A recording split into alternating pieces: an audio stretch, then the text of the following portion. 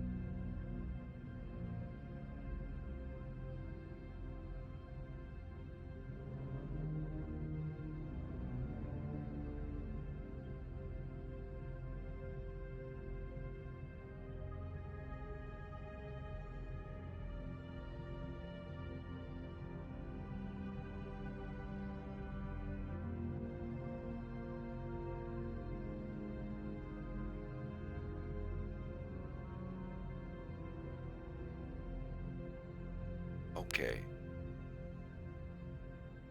Okay.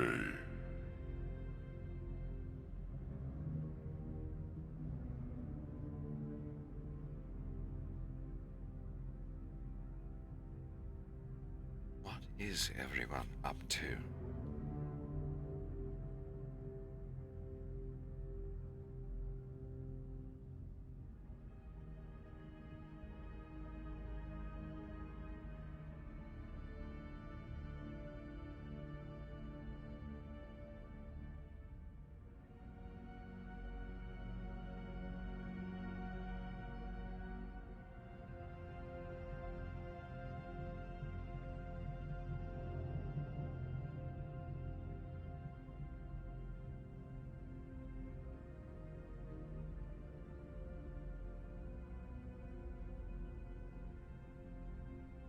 The Somi.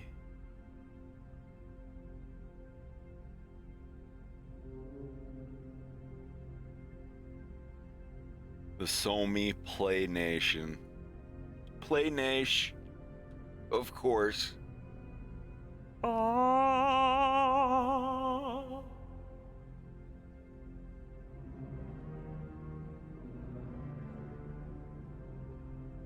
All right, where did I leave off yesterday? Who was that?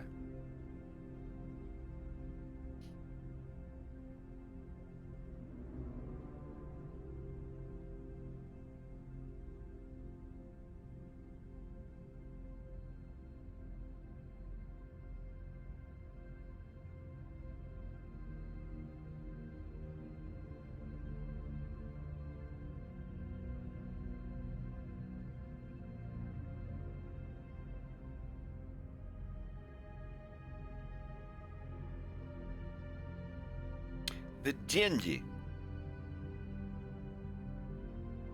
Вы помните деньги?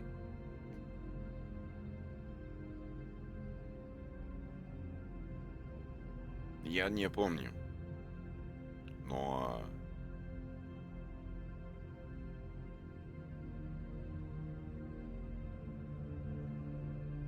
Я родился в Америке.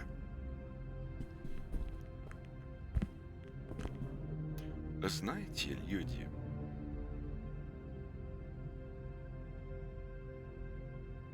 как вы себя чувствуете? Надеюсь, что все в порядке у вас.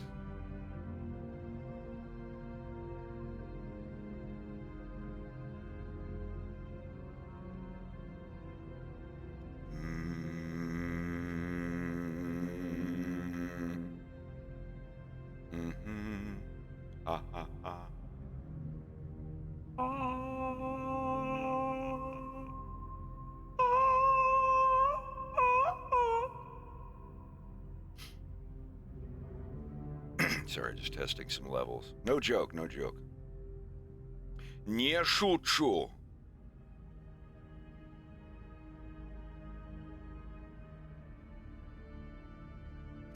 Oh snap. No boy. Did they, is this real?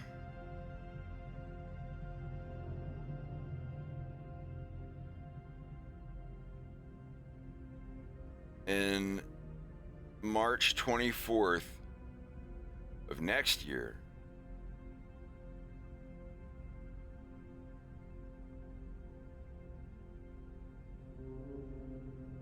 they remade 1, they remade 2, they remade 3. I guess they're remaking 4 now.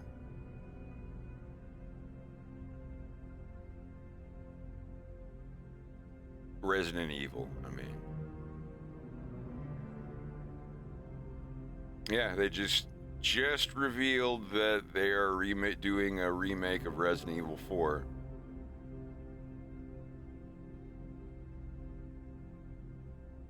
I'm alright with that. I bet they skip 5, though. I bet they get cold feet at a cooperative one. Well, they did 2 and 3 2 years ago.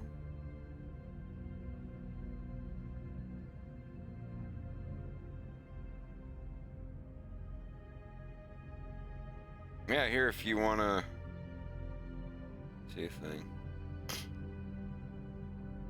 No, if it's done the same way that the Resident Evil 2 remake was done, I'm all for it. I'm going through the remake of 3 right now. It's great. I know it's linear and it's short, but I'm up for it. I'm up for it. Resident Evil is one of those games where if it's the story-based, you know, survival horror game and not like one of those gimmick mobile whatevers, I will play every one. I've played 1, 2, 3, 4, 5, 6. I didn't play 7. I played 8. I guess I should go back and do 7. I watched someone play through 7.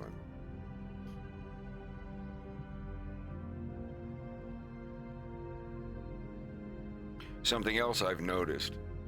Resident, like in threes, they do a genre of threes, or like in threes, like the fixed camera tank controls Resident Evil. That was 1, 2, and 3. 1, 2, and 3 were like that. Then 4, 5, and 6, the next 3 games were over the shoulder. Now, assuming that Resident Evil 9 is going to continue the first person thing they're doing, that would mean Resident Evils 7, 8, 9 follow a completely different genre of first person. They started with second person, then they went with third person, and then now they're doing first person. I wonder what Resident Evil 10 will be. I don't know. The remakes don't count. That's remakes and whatnot, but just like the core titles 1 through 8 so far. I guess the first 3 games would be what you call second person, because it's from a completely unrelated camera angle to the player. But I don't know.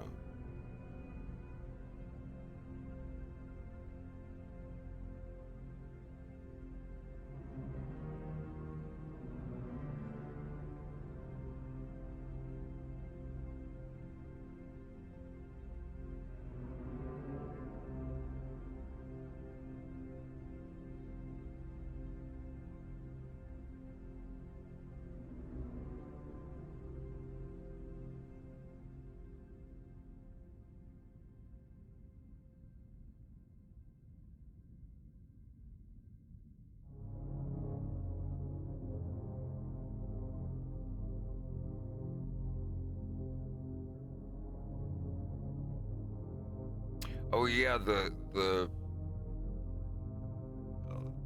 Los Plagas people, they were speaking Mexican Spanish and not Spain Spanish. Otherwise, when they come up behind you, they'd be like, "Tough de ti, imbécile!" Right? ¿Cómo estás? Hace mucho tráfico. I don't know, I can't really compare a Spanish accent with a Mexican accent. I don't know very many people from Spain.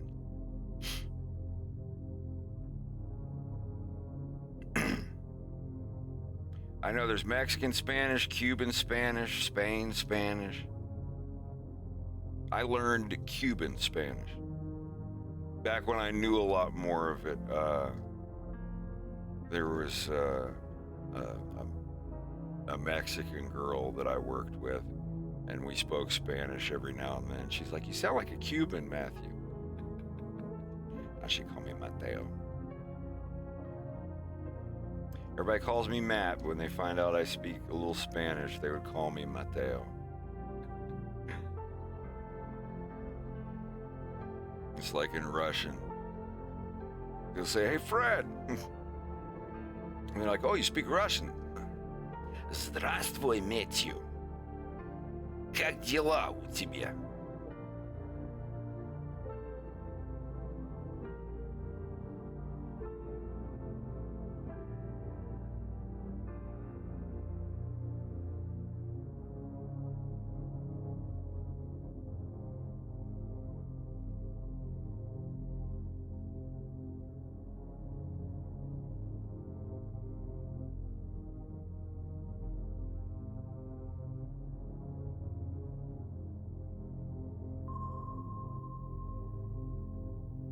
My llama es Mateo.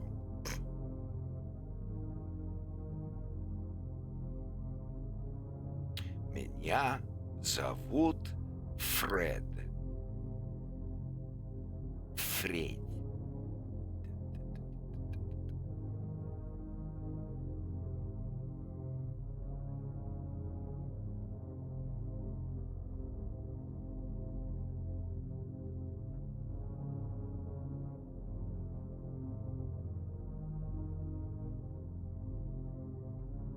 Hace mucho tráfico.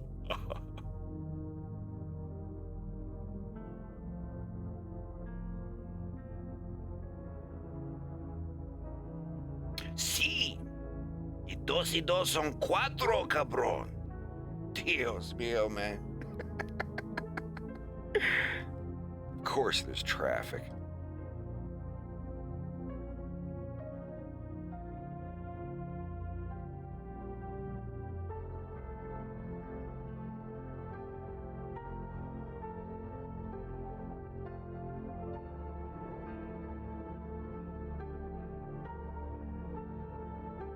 Might make her ears flop around a little bit.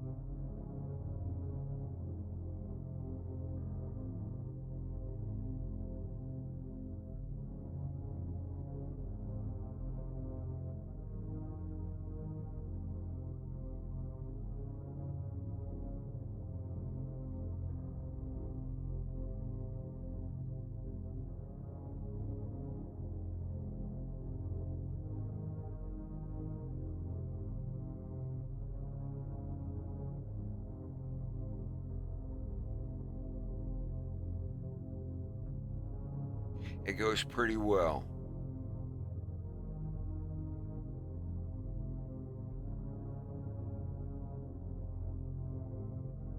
Oh, goodness. Yeah, just knocking out some more walking frames. I'm a little behind schedule on the Bill scene, but I'll get caught up.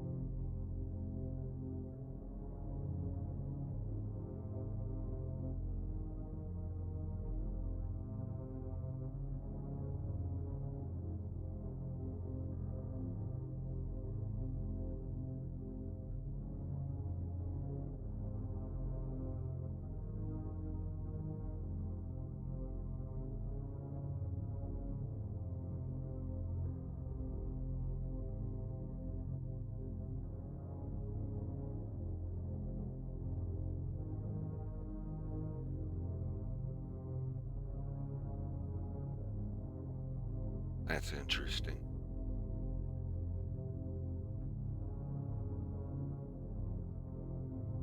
Yeah, it's like tu and usted.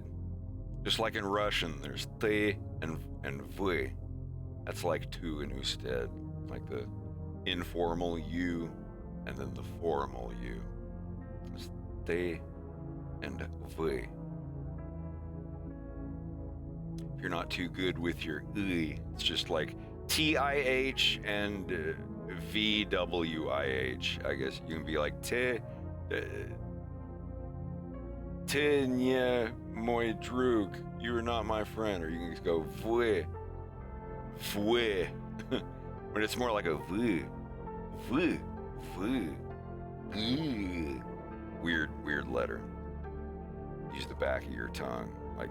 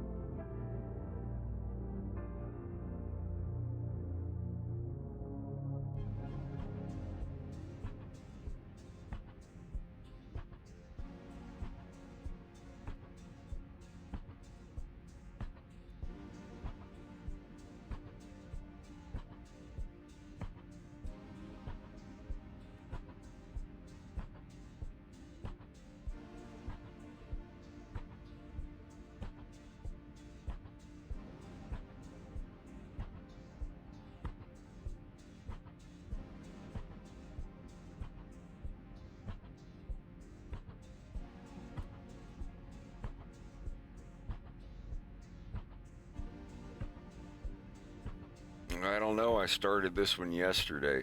Not counting this frame. This is how many frames I got done yesterday. I mean, she does 2 walk cycle, almost 3, 2.5 walk cycles there, and then stops and turns. Zorro en el espacio! I think.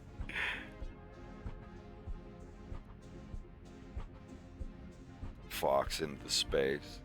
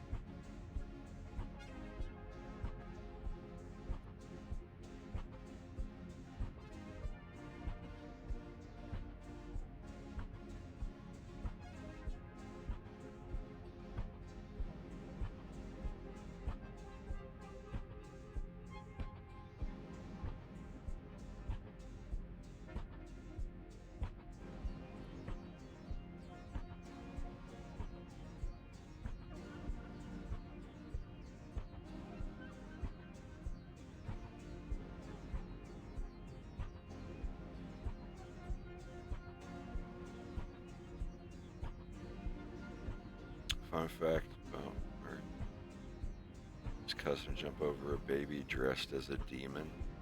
Oh, you're talking about the El Diabolito or Cacholito or whatever. Hold on. Is it Diabolito? Baby Jump Festival.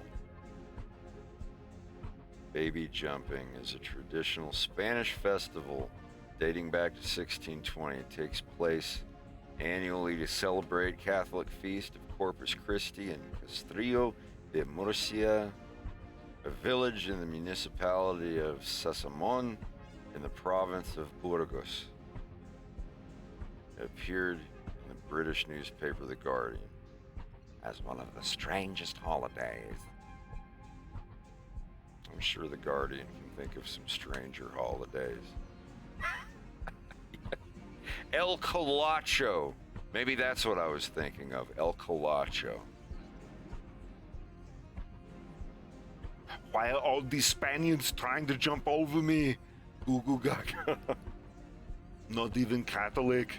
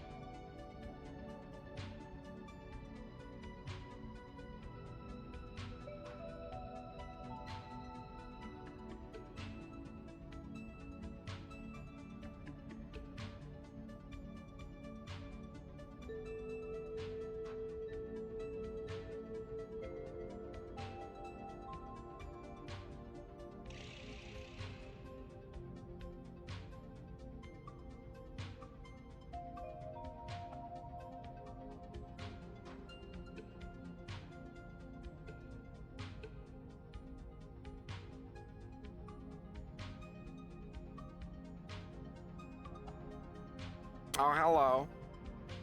Mm. How you doing, Hi. Bernie?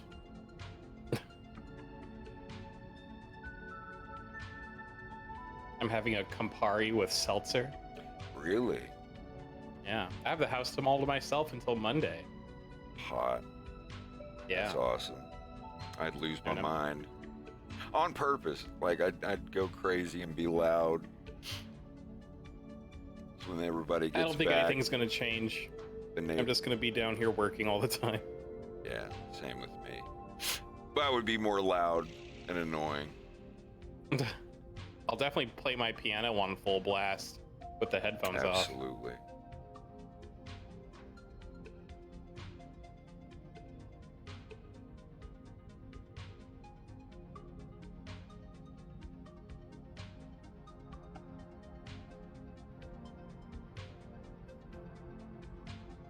Now that's a walk cycle. It's a walk sequence. Oh. Actually, I don't know.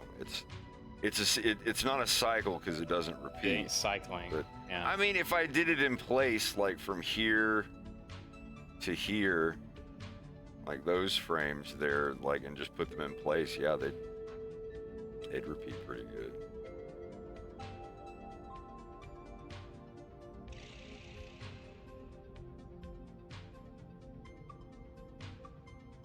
That was your thing to show if you were a good animator back in the 2000s. You'd upload an MPEG of your stick figure walk cycle that you drew in pencil. And you go, see, I'm a traditional animator. Here's my walk cycle. Now, instead of a walk cycle, it's like your flip book of a stick figure doing a DBZ spirit bomb. Oh yeah. Doing some crazy shit.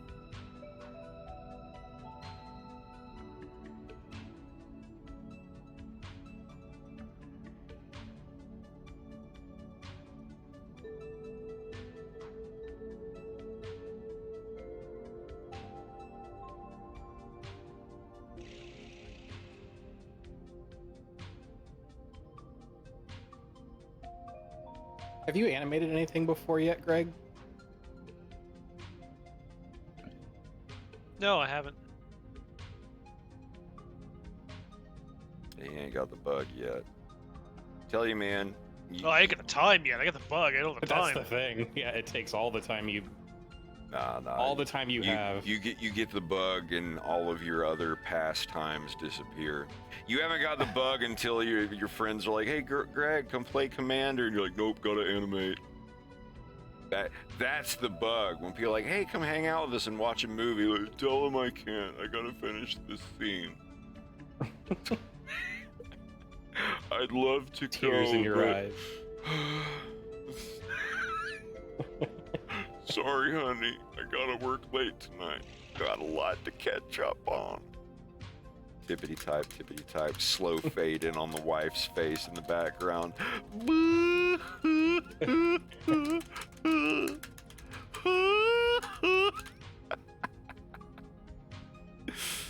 We gotta watch the Heart She Holler.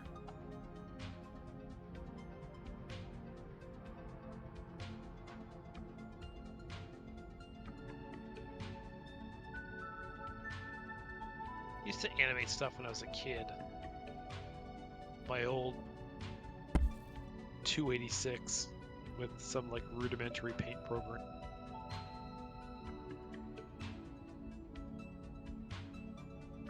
Like the 3-frame animation winning numbers animation from like Number Munchers.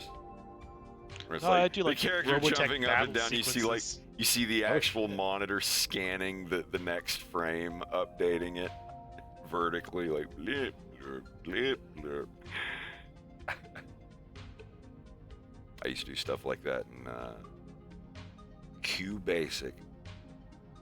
Old Q Basic with Nibbles and Gorilla. Oh god, yeah, fucking gorilla.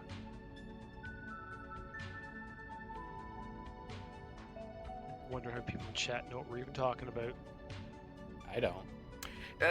Is that very basic game where there's a gorilla on top of a skyscraper and there's another gorilla on another skyscraper on the other side of the screen, and you enter in your degree and your velocity of how to throw the banana, and there's wind.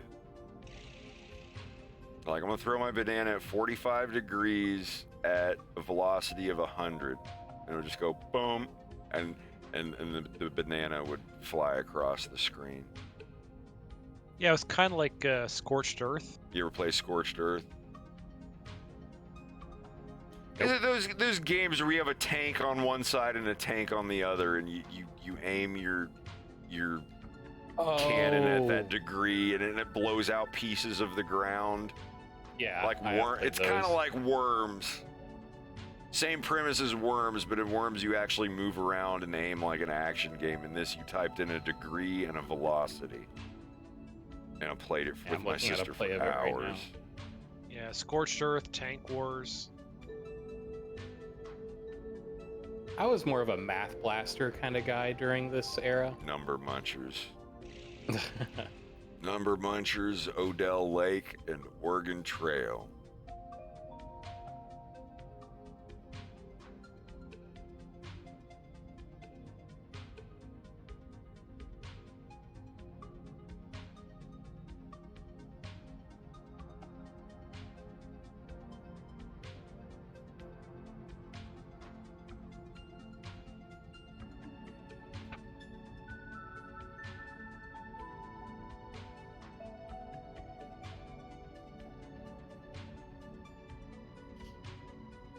Have a good one. Enjoy your food. Man, I enjoyed my HelloFresh tonight. Sponsored by HelloFresh. Hey, I wish. I don't know. HelloFresh has been nothing but a wonderful experience. I did get a cucumber with a little mold on it once, and they did have one of my shipments late by a day, but they gave us like $10 credit for that. I thought that was nice.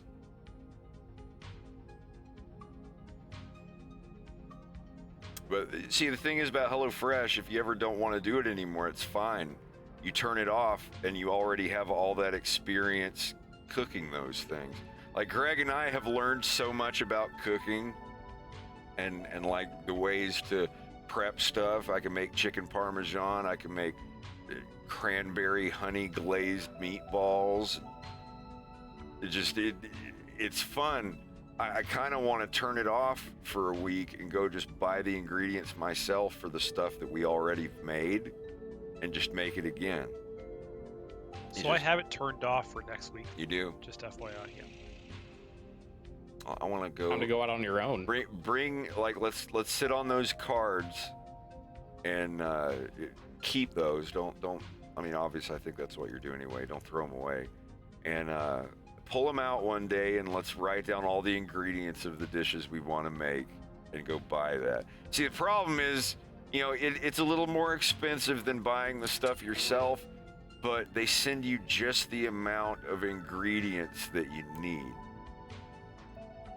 Pesto Sauce, thanks for the follow.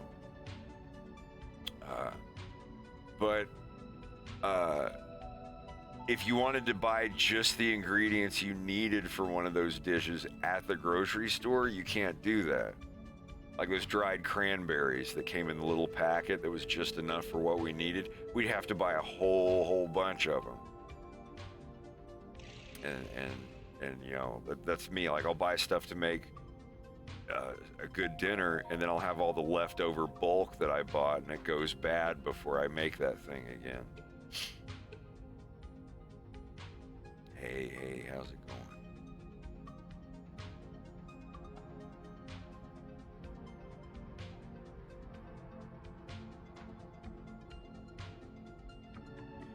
Once I get this frame and this frame done, I will have nothing but just single frame in-betweens left. Like in-betweens between two immediate frames. Not like frame 1 and frame 20, and then all the frames in between. The only in-betweens I'll have left are just like these single frames of this, and then her stopping. I might animate her putting the box down too. I don't know. I might not. I'm behind schedule, so I need to catch up on this anyway. Been doing pretty good, Theo. How you been?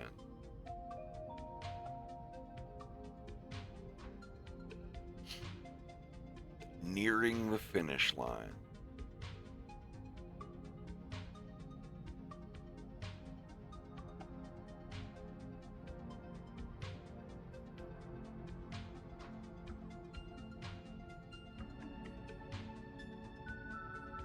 See if I can fill this in. Oh, that sucks.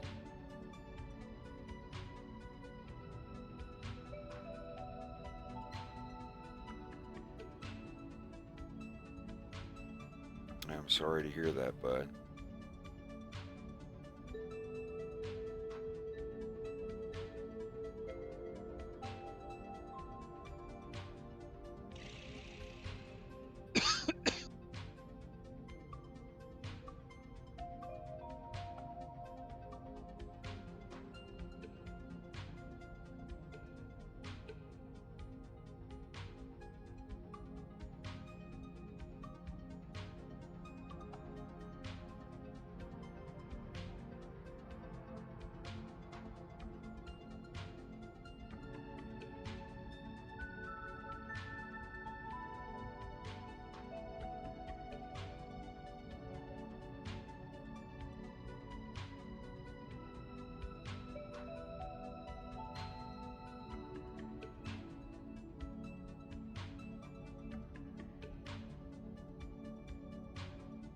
Go and get the puppy some attention. Move back in a bit.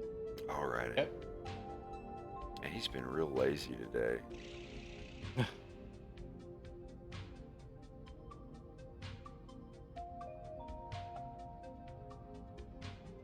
Man, I got to hang out with two chubby little pit bulls on my walk to get my Oh. deep fried calzone today, and a big fat black cat just like came up to me from across the street.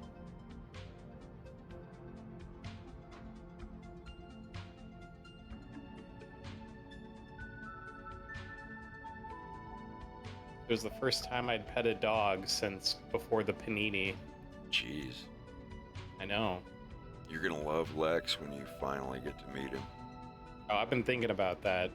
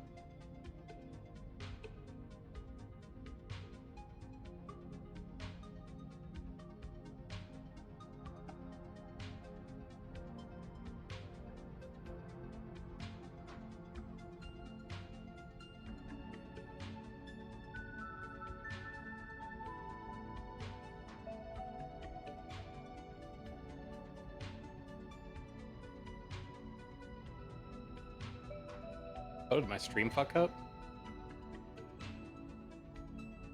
No, that's me. It's fucking Discord. Anytime there's something that's full screen in front of your stream, it's like, oh, I don't need to stream this anymore. I wish they'd turn that off. I know it's just to save them bandwidth, but I don't like it.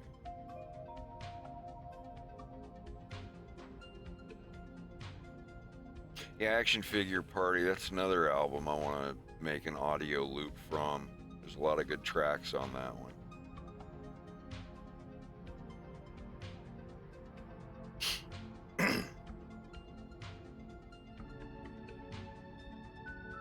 HR 007, I appreciate it.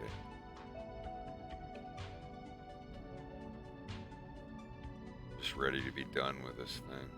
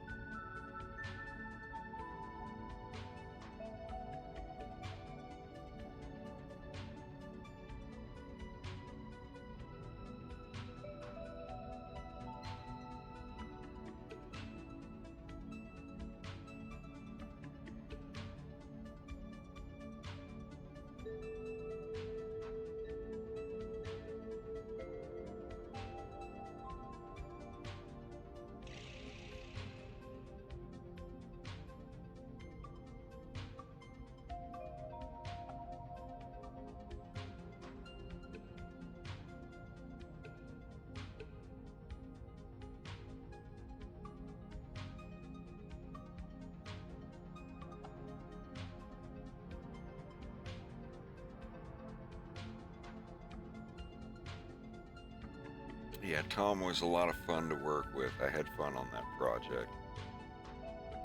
That is the hardest work I've put into a voice acting project, probably. The most emotional and yeah, the most emotional performance I think I've ever done.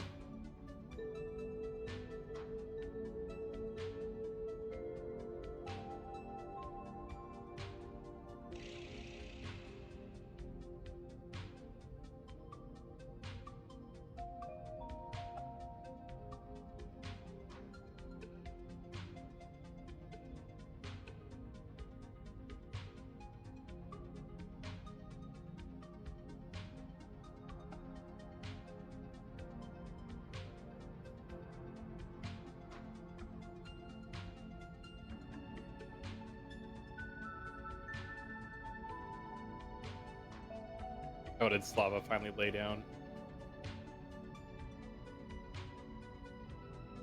Yeah, he's had a busy couple days. He's had a busy couple beers. That as well. Not to call him out.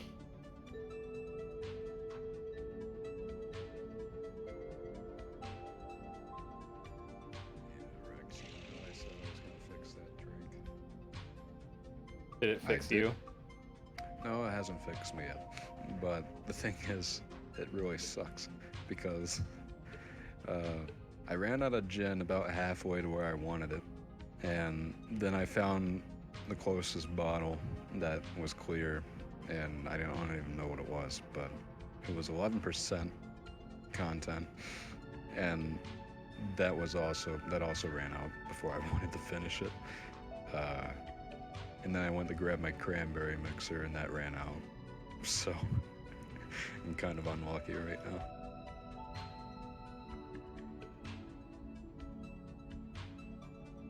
Half of this is like strawberry lemonade or whatever, which is fine. It's fine. Ooh. Oh, it's a bit harsh.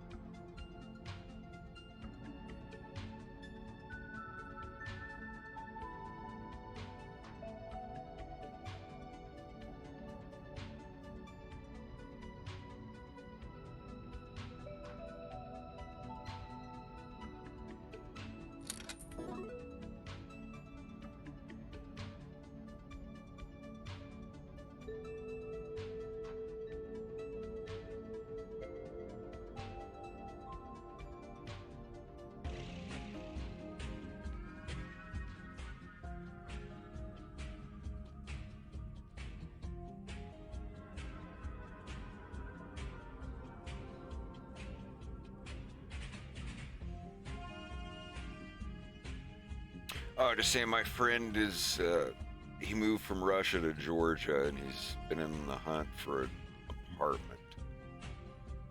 And it's kind of difficult finding someone to do all the paperwork. See, he got to this one apartment, and they're like, yeah, we'll get with you for signing the lease. The other person still has it for a month, so she sat there for a little bit, and then they come in and they're like, actually, we've already got someone lined up. You have to move out in 2 days. The country, Georgia.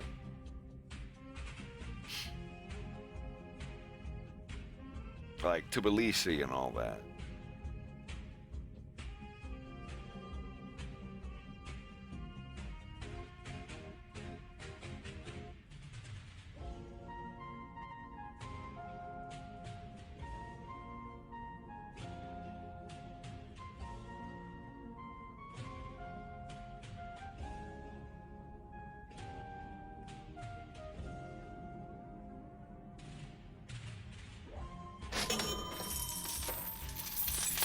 Yo, thanks for the tenner. I appreciate it. That one always scares me. I need to turn the volume down on that sound. I haven't logged into my Steam Labs account in ages.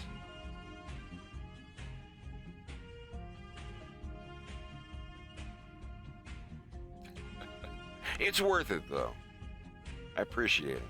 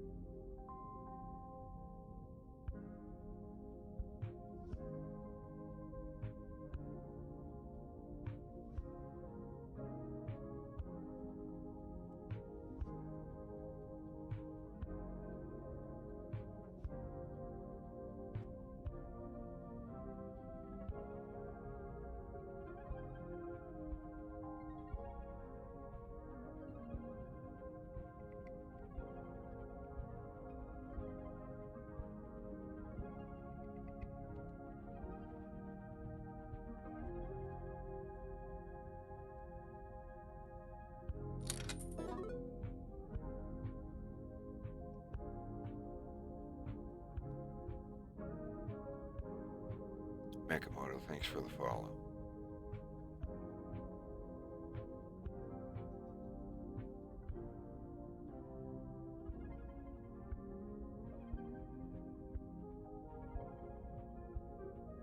All right, I think I'm just down to the singles now.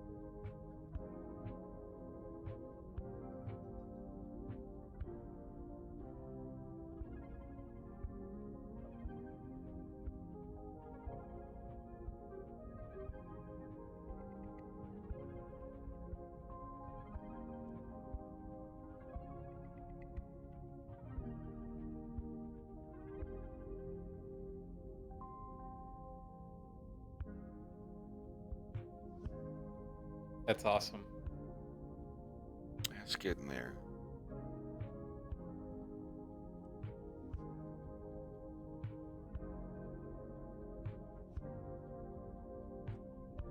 Just try to make it look like it's not like traced over a 3D model. At least I think, I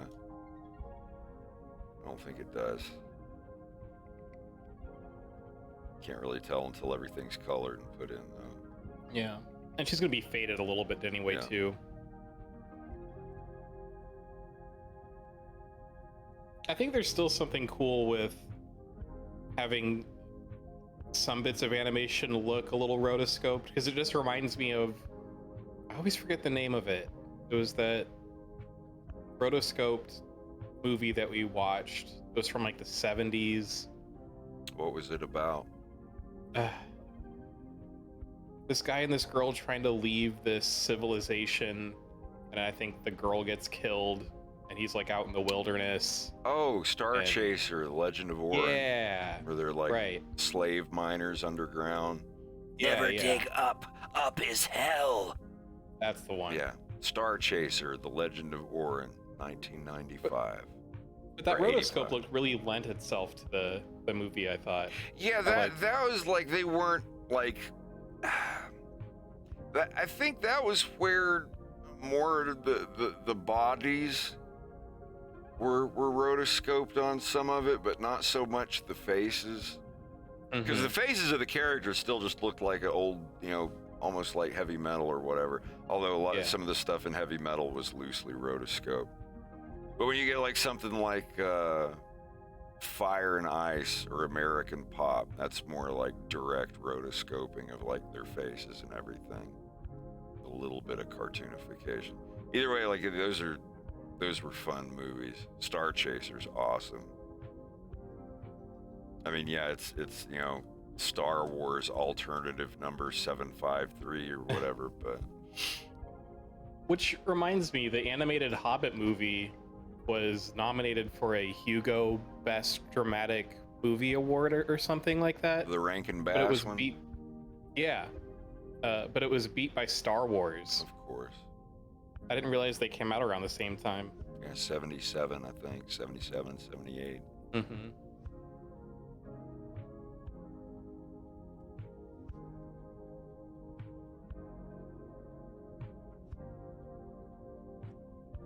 Was Scanner darkly rotoscoped or was that a filter? It's a little of both. Like, I think that was using like vectors and stuff. I mean, it's still basing it on real footage, so I guess it technically, I don't know. Every time still I haven't get seen into it. a discussion about rotoscoping, it ends up being a discussion of what technically is and what isn't. And it's kind of loose. But Scanner Darkly, that's another good one. Don't watch that movie on drugs. Jesus Christ. It's a movie about a bunch of people on drugs that shouldn't be on drugs.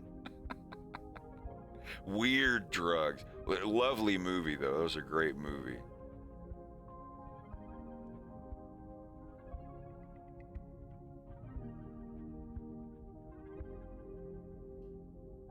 Oh, it was Philip K. Dick's short story about drug addiction. He had so many friends that fried their brains on drugs.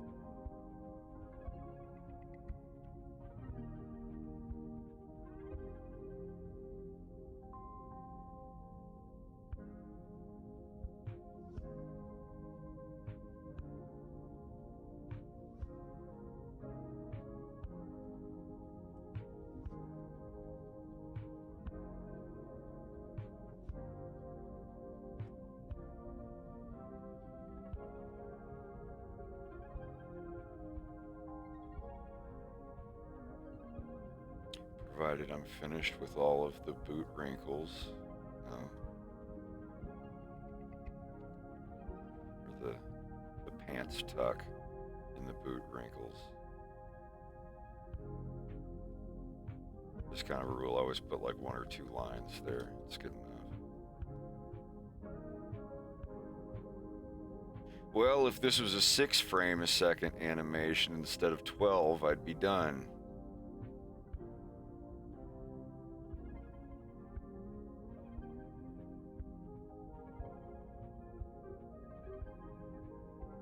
All right.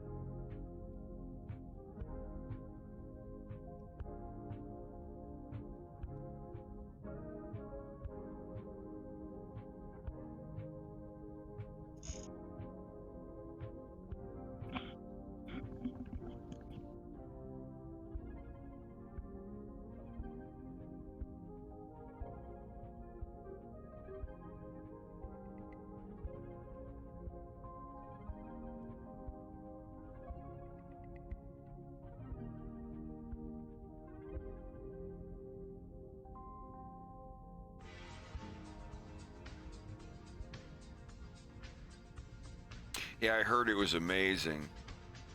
It's one of the highest rated movies in a long time, apparently. That's true to the prequel. I hear a lot I of wasn't people. a fan. I haven't seen Top Gun in, like, I saw some of it on USA Network when I was little. Like, I know the story and everything, but a lot of people saying that the new one's actually better than the first movie. A lot of people cried and applauded in the theaters and stuff. Yeah, I was gonna say I wasn't a huge fan of the original. It's a good movie, and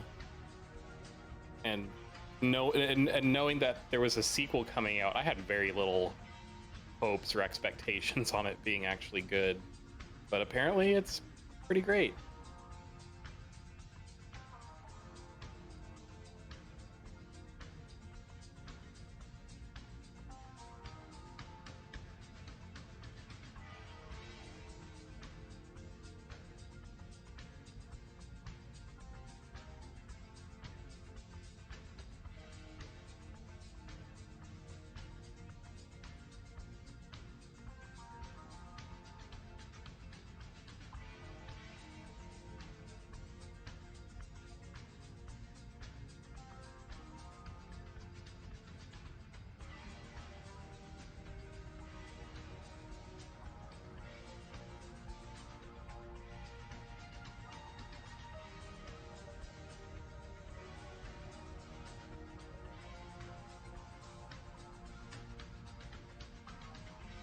I don't know. I remember going to the movie theater with $20 and being able to get a ticket, get 2 tickets, popcorn and drinks, and now to like go to the movies by yourself and get like a combo and a ticket to a 3D movie, all that together is like over $50. It's crazy.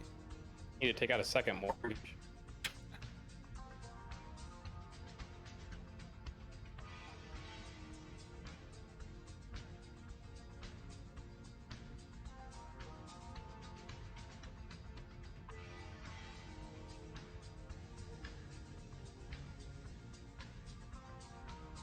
I looked online around here. It's pretty reasonable. It's like I mean, if you the go, cost of going out for a dinner somewhere.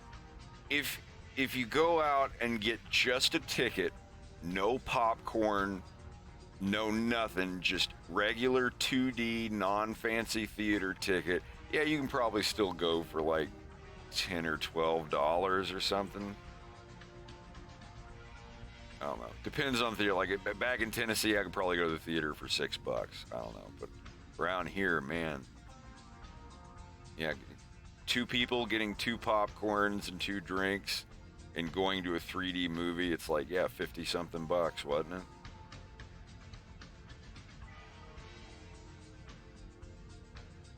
And I don't know. There hasn't really been anything out recently that I'd want to go see in theaters. I saw Dune. That was worth it. But I don't know. I haven't seen much I wish I would have since seen the Sonic movie in theaters and Everything Everywhere at Once in theaters. that would have been neat to see in a theater. Yeah.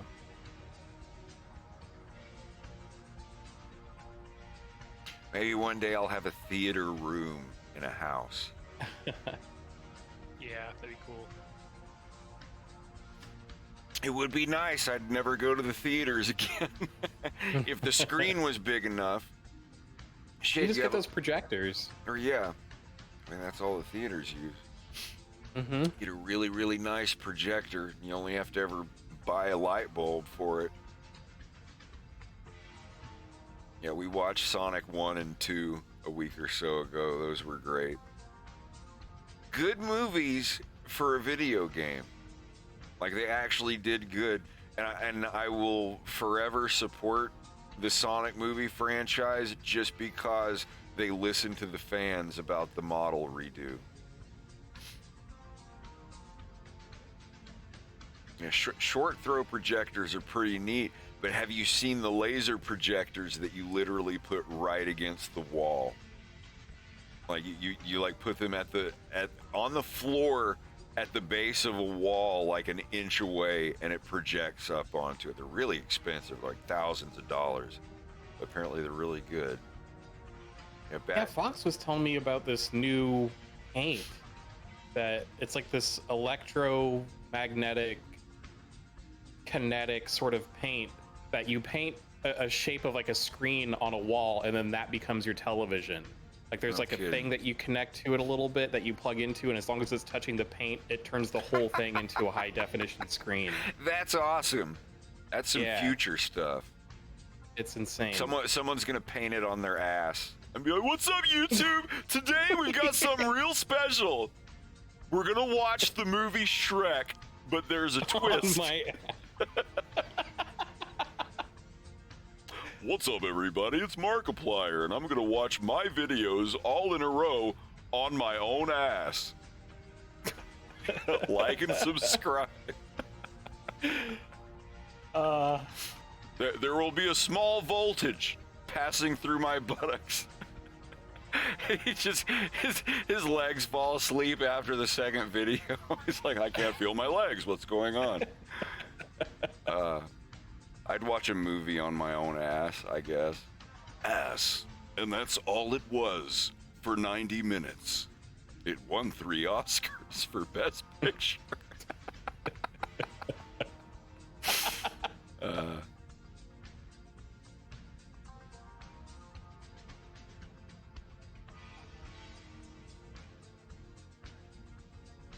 be right back.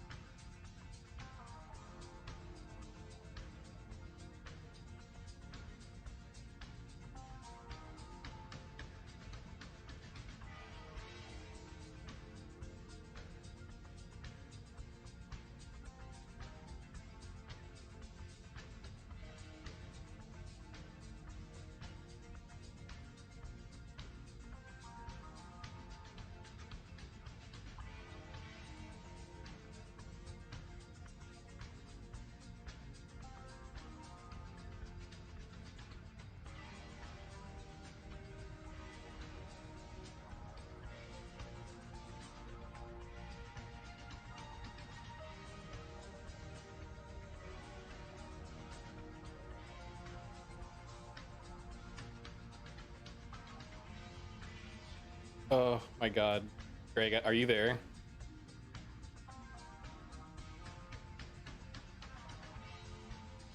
I'll have to wait. I only saw half of the Resident Evil 4 remake trailer. I don't want to see any more of it. It's already too much. It looks so rad. But I'll gush about it when Greg gets back. He posted it.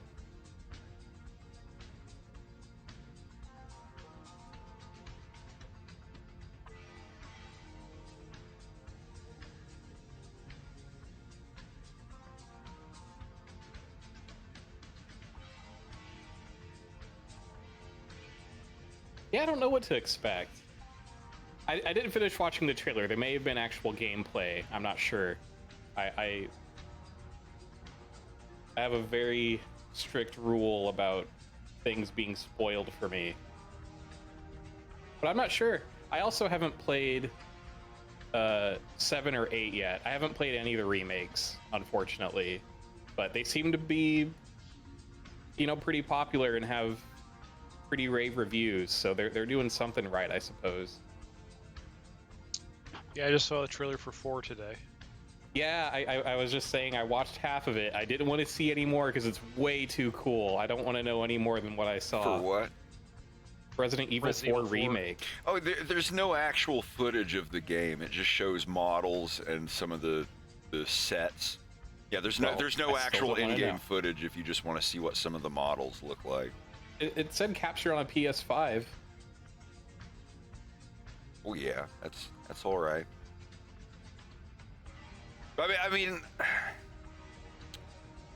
it's a video where they just like do the slow zooms past the place with rain coming down. Yeah.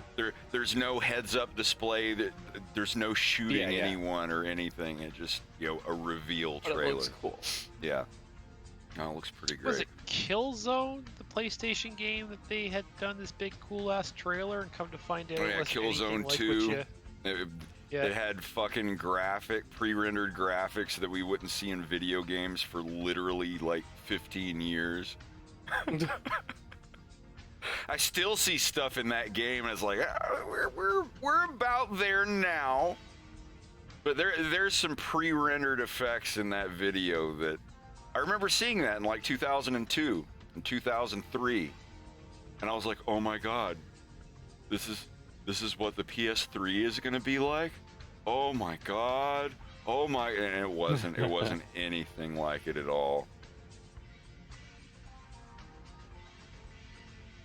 But I had that video. I was like, look at this. This is what the next PlayStation's going to look like. Ooh, Callisto Protocol. That's like not Dead Space by the original creator of Dead Space. More aliens shooting their face tentacles into people and converting them. Looks terrifying. Well, have a good night there, folks. Good night, Greg. Boo. I'll see you in a little bit. Night, bud. Yeah, it's already 6:30. What the heck?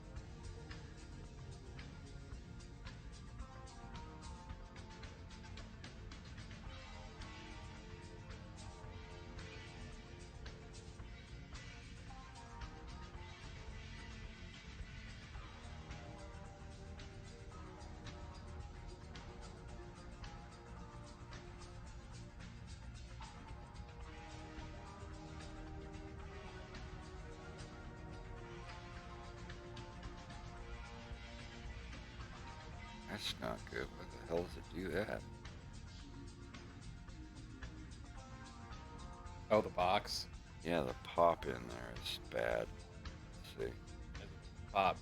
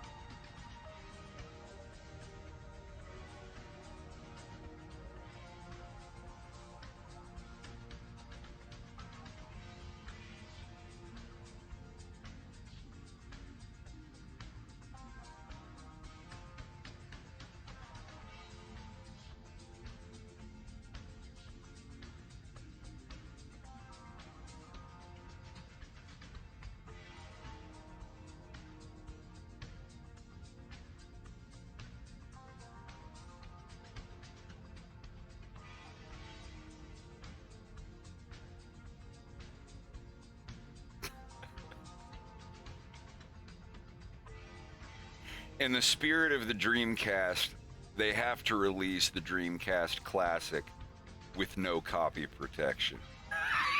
That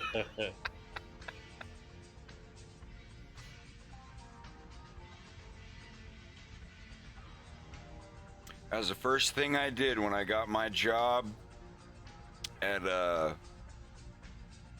was it? It was May? No. Yeah, it had to be in 1999. It was like, I remember when I started. I think it was the spring of 99. I got my Dreamcast like 6 months before it came out in America. But that was the first thing I ever spent my paychecks on. It took like 3 paychecks. My first paycheck from Checkers when I was 15 was $89.17. $89.17. I remember that. I'd only worked like 3 or 4 days. But yeah, like 2 or 3 paychecks saved up. I don't know, like my full 2-week paycheck was always like $200 or $250 or something. I got a $300 one once, I think. I wasn't allowed to work full time. I could work 8 hours on Saturdays, but not during the week. For the longest time, every Saturday when I was 15, I worked like an 8-hour shift at Checkers in the morning. Good stuff, though. Really hot, greasy job, but everyone that worked there, we were a family. I think that's, other than Speedway, like 2 or 3 people I worked with at Speedway, like 10 years later, back at Checkers, that's the only place I ever worked a regular tax-paying job and felt like the other people there were like family. That if we were all out somewhere and someone was gonna dog on one of us because they were a lesbian or black or anything like that, everybody in the whole group would like tear them up. Like, and it may have been like, you know, hillbilly redneck people that weren't too big on the gay thing. It didn't fucking matter. We all worked at Checkers. And even if they weren't too big on gay people, if one of the Checkers employees was getting made fun of for being gay or something, they would have jumped right on whoever was doing it. It's kind of like Australia and New Zealand. Like, Australia's like the big brother that makes fun of the little brother all the time, but if anybody else tries to make fun of the little brother, they'll like go ham on him. I don't know. It kind of felt like that at Checkers. Like you would get mad. Like I'd get poked at all the time by people there. But if like a customer came through and made fun of me for something, like there'd be hell to pay. It like, oh man, I could write an entire series on like the adventures me and my friends had working at Checkers. Yeah, Checkers rallies, some places it's called. It's like Crystal and White Castle. Same thing, different look. Yeah, it's a burger hot dog place. Think A&W with less root beer. Ah, Greg, I want a chili dog. Oh, Greg already did. I want a chili dog. Like I'm directly just asking him, Greg. If you're there. Ja хочу есть. I need to I schedule. was feeling some Dairy Queen last night. Dairy Queen. Oh man. Yeah, they have them out here. Yeah, Checkers fries. Even if you get them frozen at Walmart in a bag, it's still the fries. It's exactly the same fries. I can attest to that. Those are my favorite things to get at Checkers. Was a chili dog, only ketchup and chili, with Checkers fries and a root beer.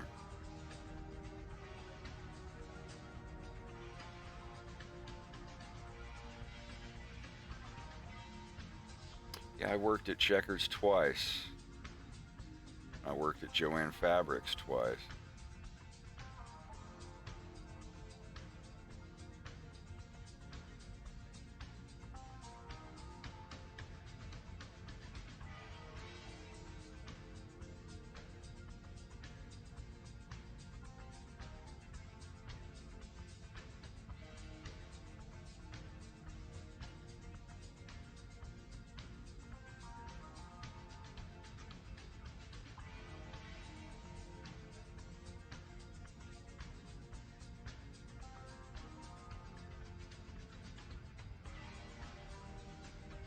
Yeah, I will always love Checkers. Checkers is great.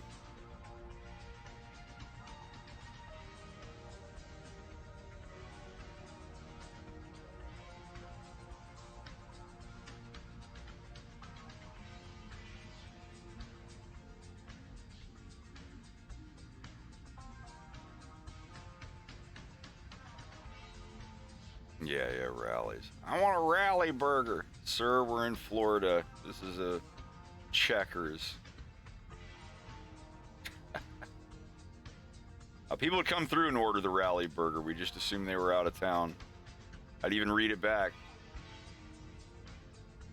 Thank you for choosing Checkers. Would you like to try our double cheese double for only 99 cents today? Woo! He said the words! Then they try to get us to say you gotta eat. I was like, no, I've been saying thank you for choosing Checkers for like a year now. I'm not doing that.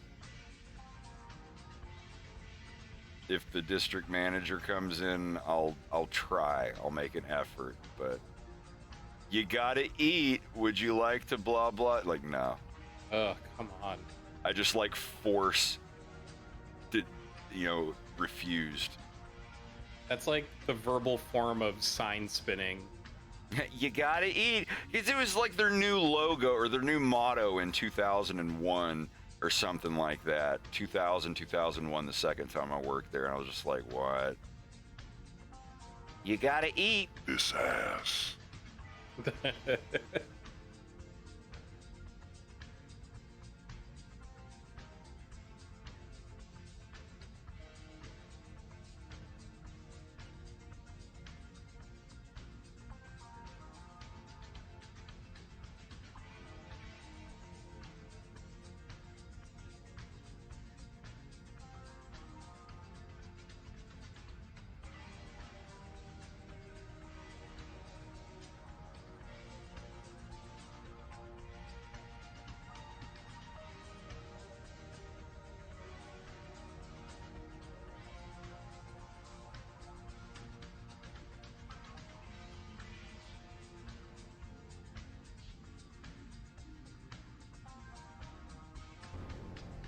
God, I remember all the corporate messaging when all these restaurants were basically saying it's safe to eat indoors. Now they're like, you can finally come in.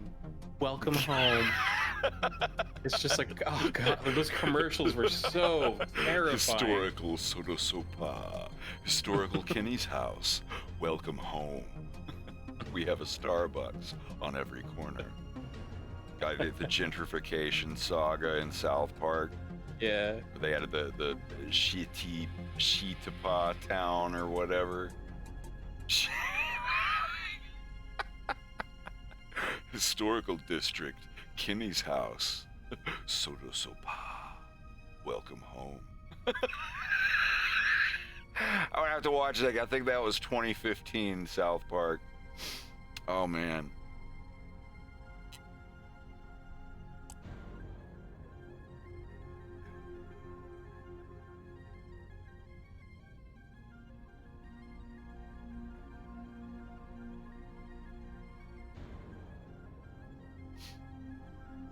We're all in this together. We're still finding out who we are. We're learning a lot about ourselves. Yeah, and each other. A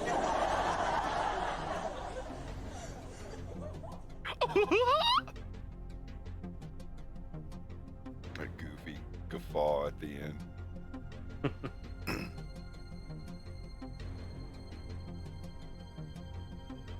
What was the one comedy special we were watching where it's like everyone's laughing and then there's one guy like after the laugh in the background that like he sounds like he's doing kung fu? Oh, So like, fuck. that's what I said, you know, you better go sell those oysters. Ha! Ha! Or something like that. Oh, fuck. Who was that?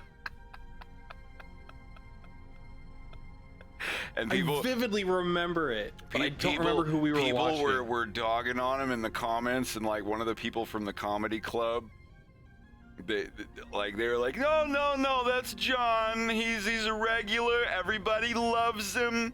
He's a class act. He's like, it's like someone from the club is like, we know exactly who that is. It's just his laugh. He's a little slow on the uptake, but his heart's in the right place.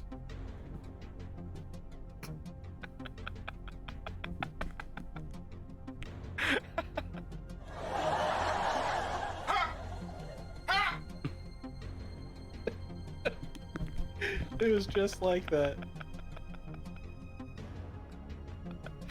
God, who was it? Ah, God, that's gonna bother me. Yeah.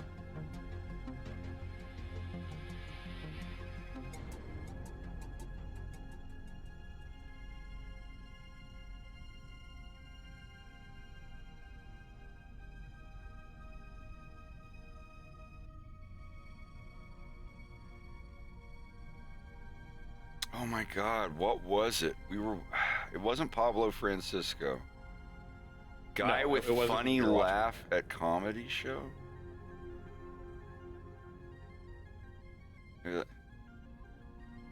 Guy with funny laugh at comedy show. No.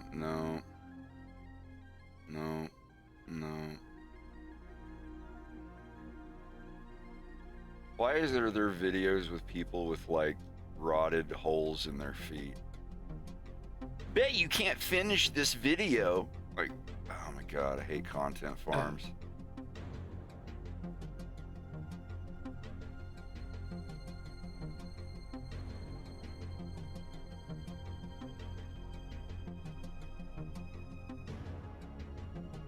Yeah, I don't know. Yeah, that's. I don't know. I'll think of it. It's a comedian I think is funny, and someone I've watched before. But I don't know. Maybe I'll never know. Hey Reagan, how's it going, dude? Hey.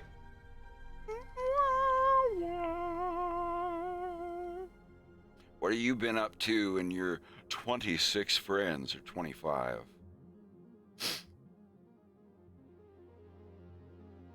I'm doing some in-betweens and getting a little distracted. That's okay. Yeah, I've got a productive day ahead of me, hopefully.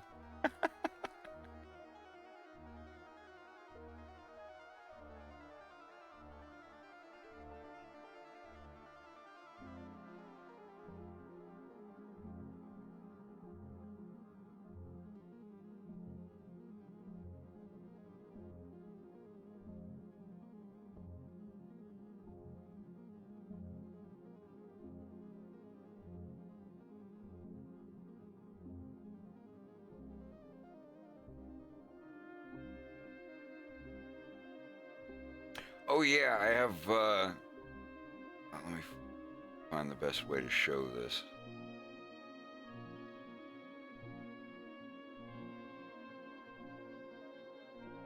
So, to help keep myself focused, I have this list. Wow, I can make them as big as I want to, huh? These are, I have 80 now. Is it 80? Yeah, I have 80 exactly. These are all my little loops. If I ever just want like 10 hours of a mood, like Dune. Let's say I just wanted to listen to Dune music. Yeah, I make little looping wave files in my spare time. Like here's one of Dune. I'm just gonna fade to it.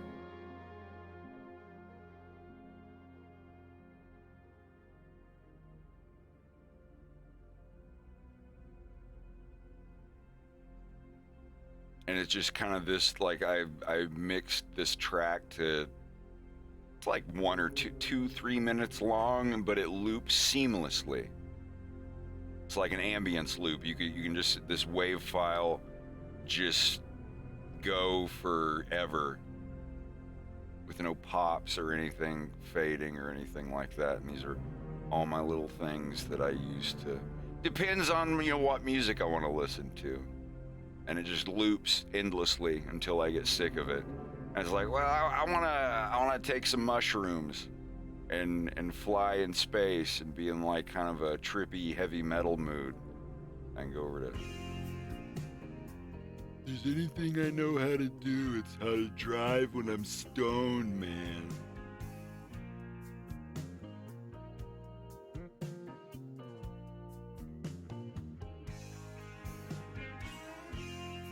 Yeah, one of them is Terminus Est from Eternal Champion. I know they're all in alphabetical order. But it's good if you have ADD or you just like, I don't want to worry about a playlist. I just want something that I can, you know, just some kind of music. Like Zero Futurism's Silent Hill Hospital ambience or whatever. Even got some Morrissey in there. I've got 2 Morrissey tracks. A Morrissey track and a Smiths track.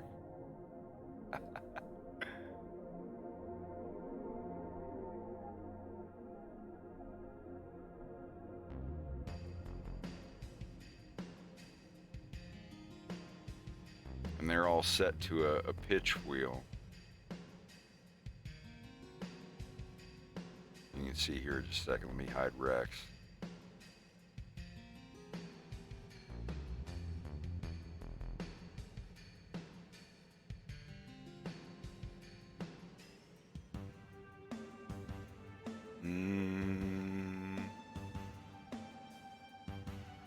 Was that a G?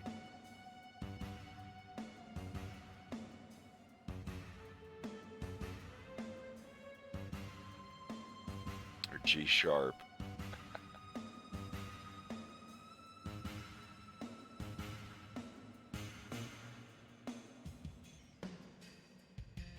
This is F.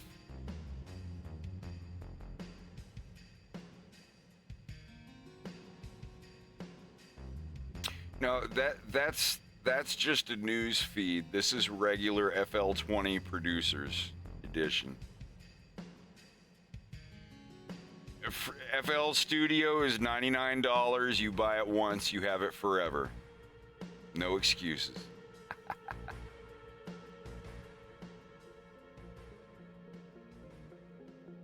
Yeah, this is like a news feed thing. I don't know what the. Don't bring up a news window. I don't want to see that. Don't care.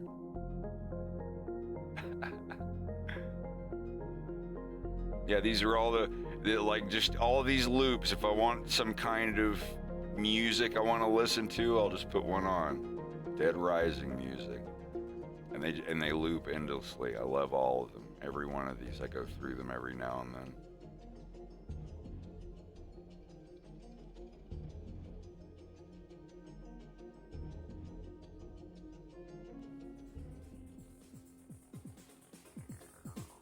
Hell yeah.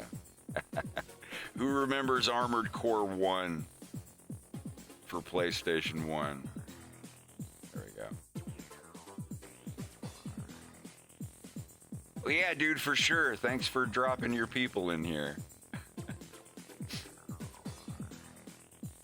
I appreciate it, man. I'll see you around.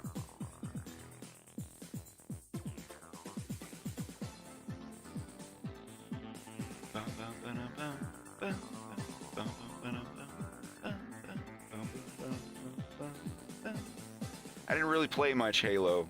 The only music I remember from Halo was like the river dance stuff.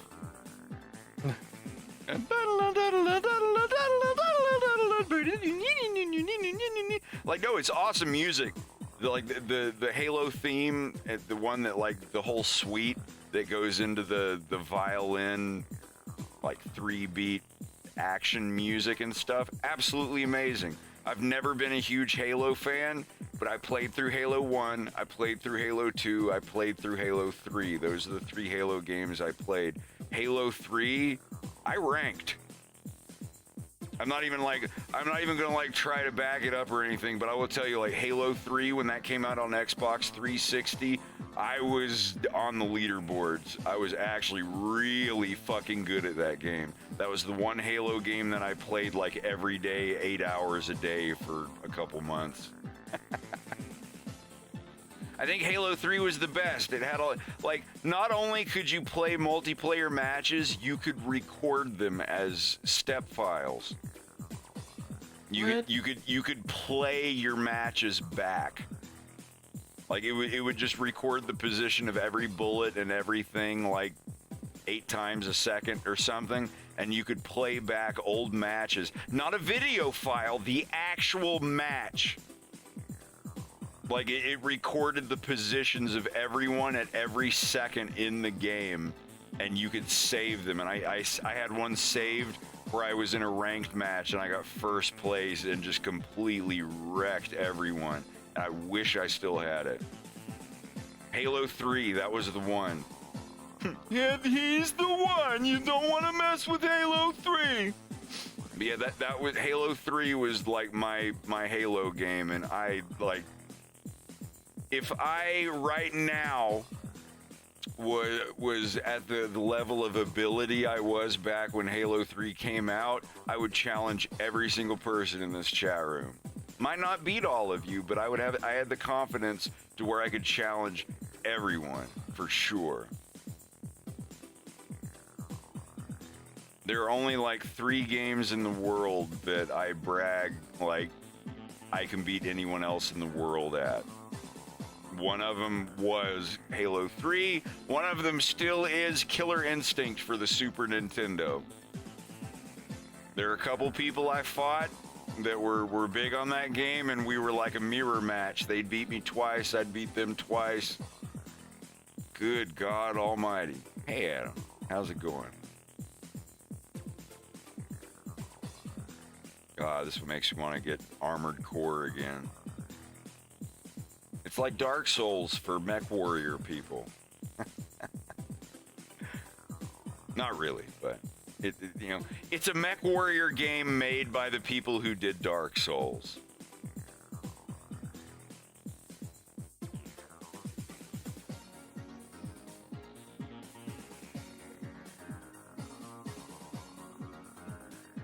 This is the thing, I haven't played Halo 3 since 2007, 2008. I think it was 2007. I'm pretty sure. I think Halo 3 came out. No, when? Let me look that up. Be sure. Halo 3 release date, September 2007. Yep. That's weird. I can think in my mind of where I was and guess what those things are, like what years they are. God, Halo 3, what a good game. What was Halo 3 not a great game?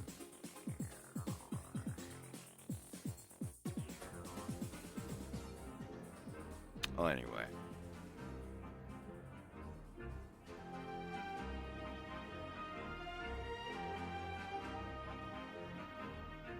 I didn't play Halo 4, I didn't play Halo Reach or ODST or the other one, Infinite. I'm sure I heard the last one that came out, the recent one, was really good with all the extra grapple hook and all that crazy shit. But yeah, the last Halo game that I played was Halo 3. Loved it. The main number one thing that I liked about Halo was that the campaign was co-op.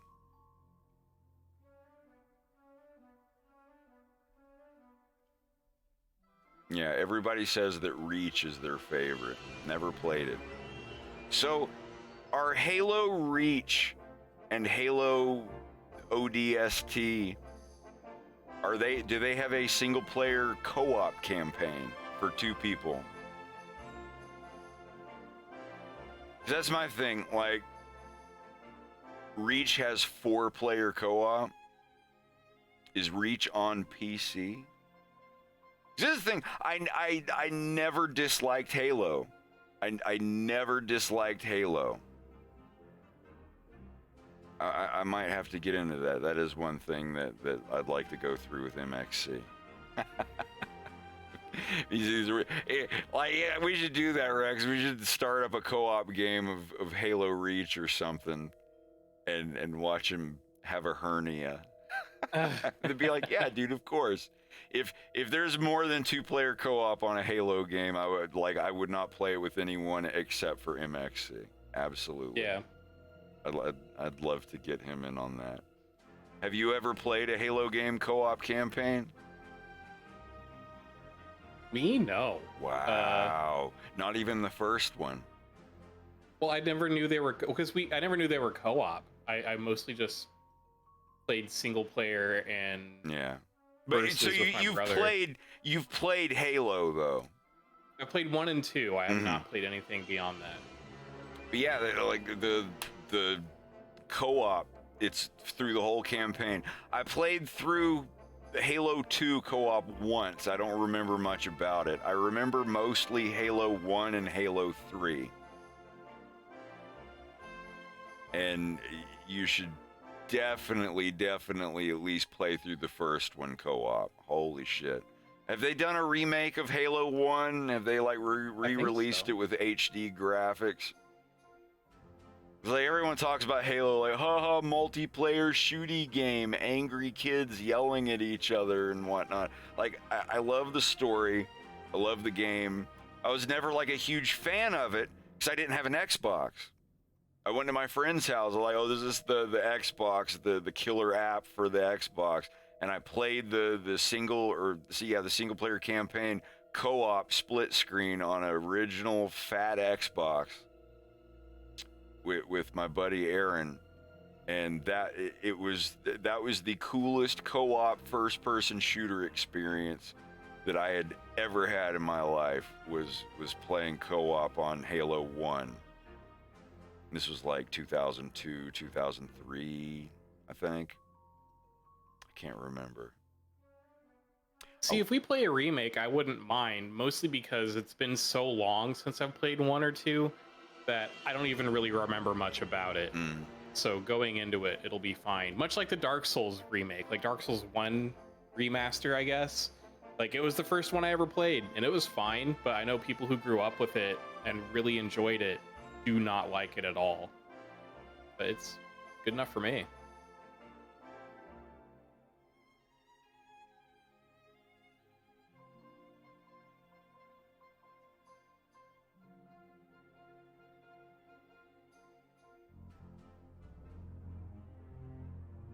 Oh man, I'm getting hungry. I could eat. God, the HelloFresh dinner we had tonight was so good. It was so good. I got hiccups. Let me get back on this. So that one's done. That one's done.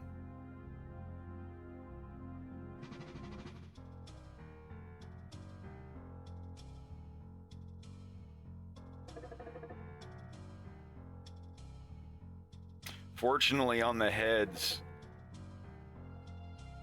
I can just copy paste on some of these.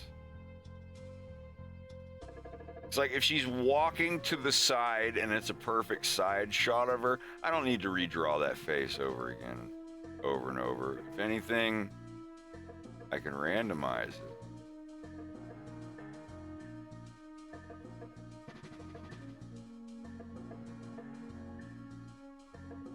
See with this noise modifier.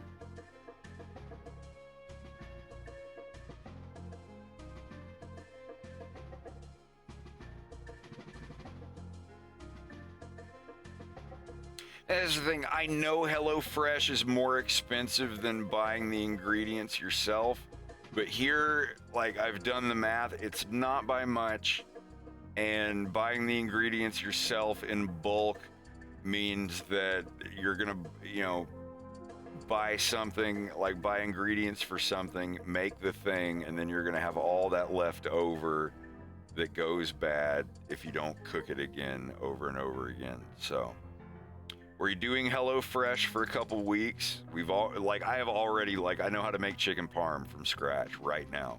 I can do it right now. I know all the ingredients by heart, everything. There's so many different things. It's just like buying, like I just want just the amount for this. Like you're going to be paying extra, but this, I don't like leaving the house. I don't like dealing with people. I don't like people. I love people, but I just don't like people, if that makes any sense. I know it doesn't. Forgive me. But I don't know. I just don't like leaving the house. If I could have everything delivered, I would pay extra for it. But I'm going to have to get over it because I'm going to have to go to Sobeys and buy some produce. Because I want to cook. I just bought us some new kitchen knives and a knife sharpener. Got them out of the box and honed all the knives. They cut so much better. We've had old knives that we haven't sharpened in 3 years. Think about that. Oof. No sharpening in 3 years. The moment your knife can't cut a It's tomato. like when your knife can't cut a tomato, so you turn it upside down and cut it on the back side. It's that dull. Yeah, okay, it's not that bad, but when you pull out the steak knife to slice a tomato, it's like, dude, I gotta get a sharpener or I gotta get some new knives. It's like, oh, use the thing, the straight thing. It's like, that's not for sharpening blades, that's for straightening them. A lot of the time blades will get like bent out of shape and they like, they'll still be sharp, but they'll be like crooked and wavy or whatever, and I guess you do that. But I've never used one of those things to get a knife sharper. Like the long round things with the scored edges, that's for straightening a crooked blade or crooked edges on a blade or something. I don't know. I got one of those things that like you hold your thumb and your finger on it and it's got the two crossing, like one side is for, you know, like coarse, and you drag it through that with a lot of pressure, like 5 or 6 times, and then you move it to the two ceramic things and drag it over that 5 or 6 times. I don't know. I'd like to get one of those like crazy sharpening things. There's an alien that shows up in the original version of Zoroastrella that gives Frank the Wolf any wish he desires, and he only wishes for a knife that never goes dull. That's a good wish. It's not a bad one. There's worse.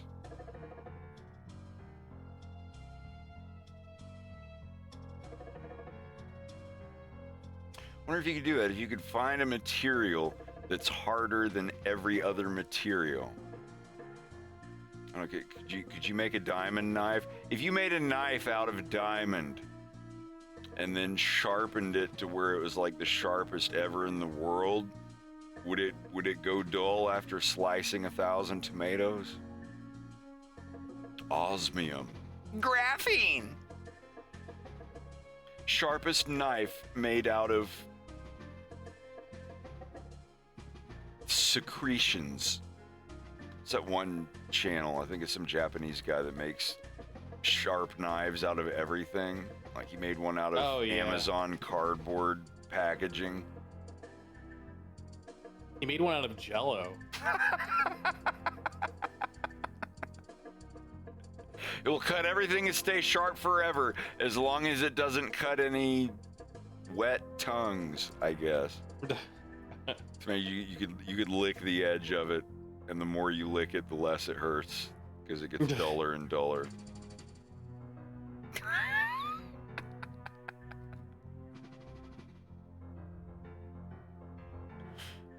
We should go through Mission Impossible on Nintendo 64. Such a crazy game. Not a bad game. A good 7, 8 maybe. I'd watch you play it. For something different, Mission Impossible 64 was a fun game. Absolutely.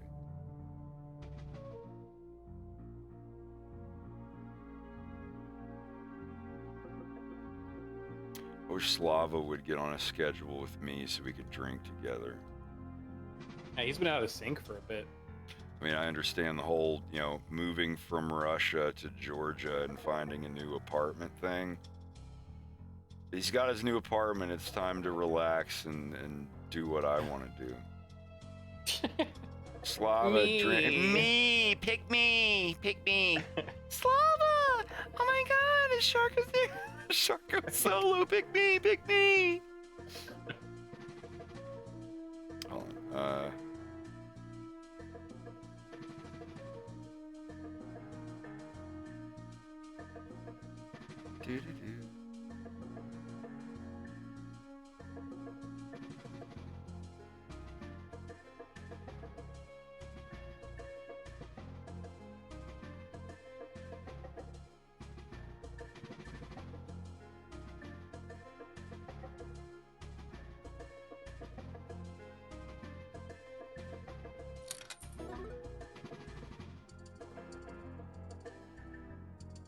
Someone did a thing. What was that? Let me finish this in between line. Let me finish the stroke. Let me finish stroking.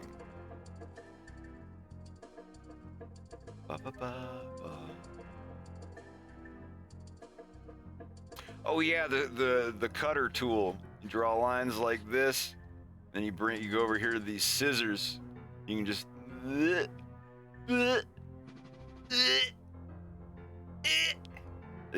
it's great. There's auto merge. If you draw lines like this, or if you're zoomed in, you're like drawing a line. It's like, oh shit, I've got to move up and continue the line. And oh, but there's a gap. You can do auto merge. See? Where you draw lines and they automatically stick together when you lift up your pen. It's great. I'm telling you, Blender's grease pencil is getting real good. It's getting real good.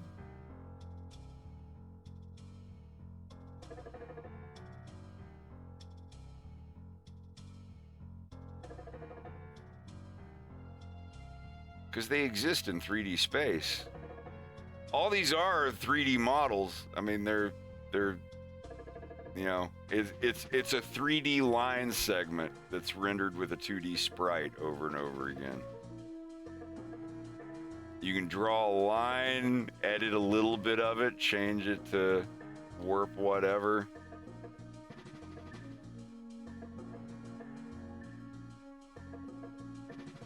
You can go in and select a part, edit parts of it, delete parts of it, auto merge parts of it.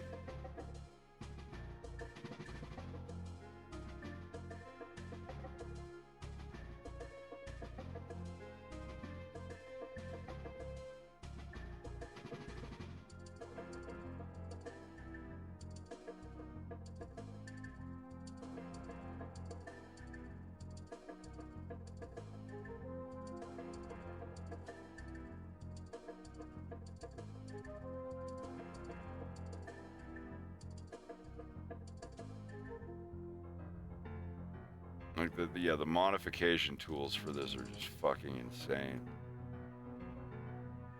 I'm gonna go get some more RB.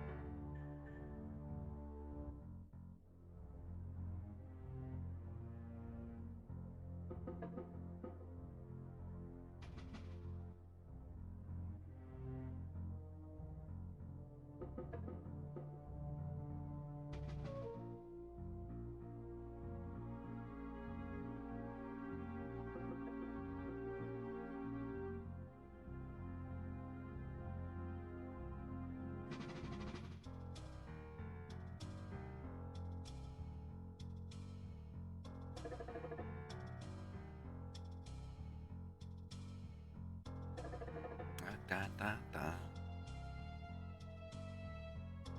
Hawaii.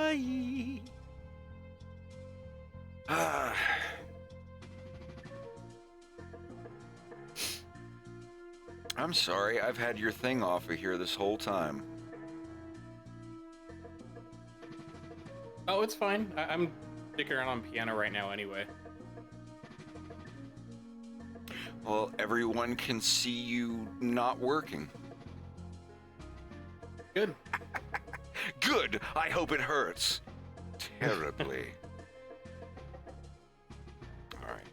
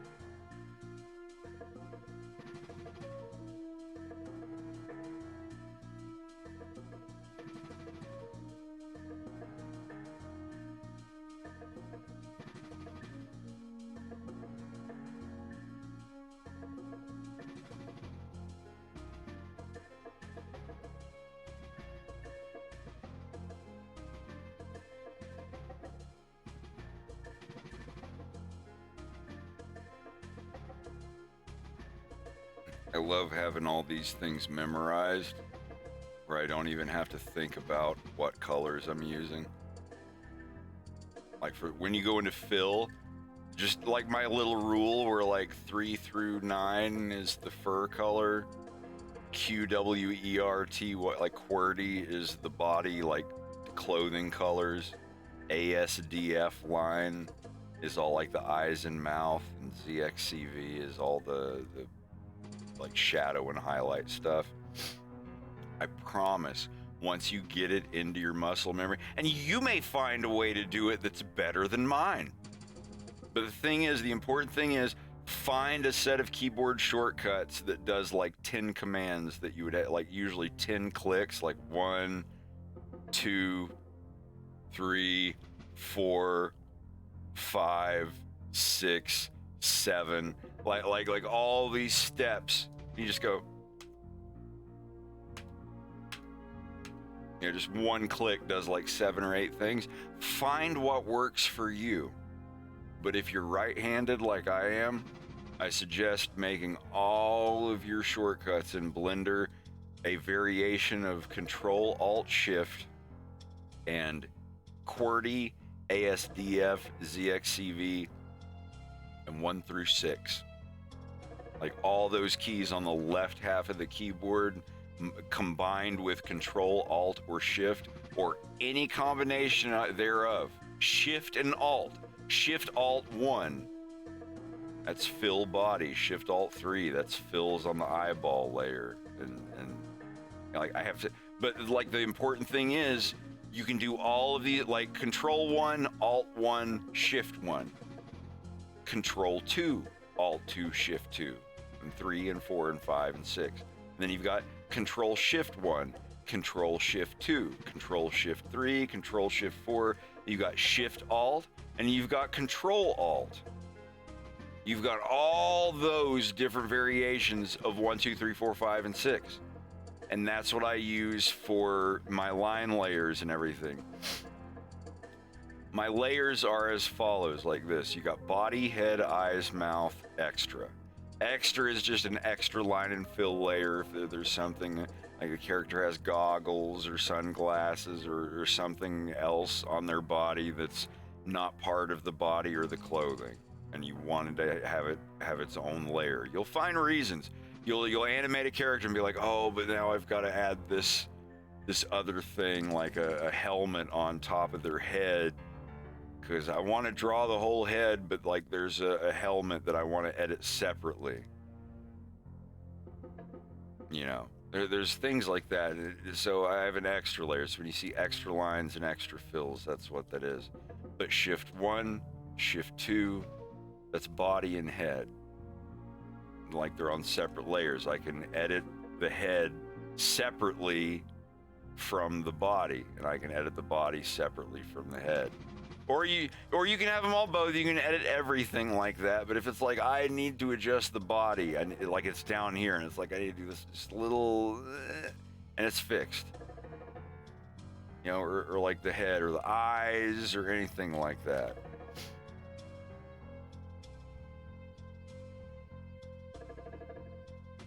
because usually you would have to like, okay, I need to change over to the head layers. You go click on the head layer, and it's like I need to fill. So head fills, and I've got to go up here to click on the fill tool up here, and then I've got to go over on the right.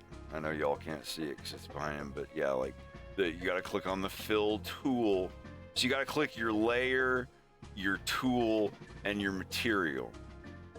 And it's like, okay, I filled it. Now I have to go back to the body layer and draw strokes.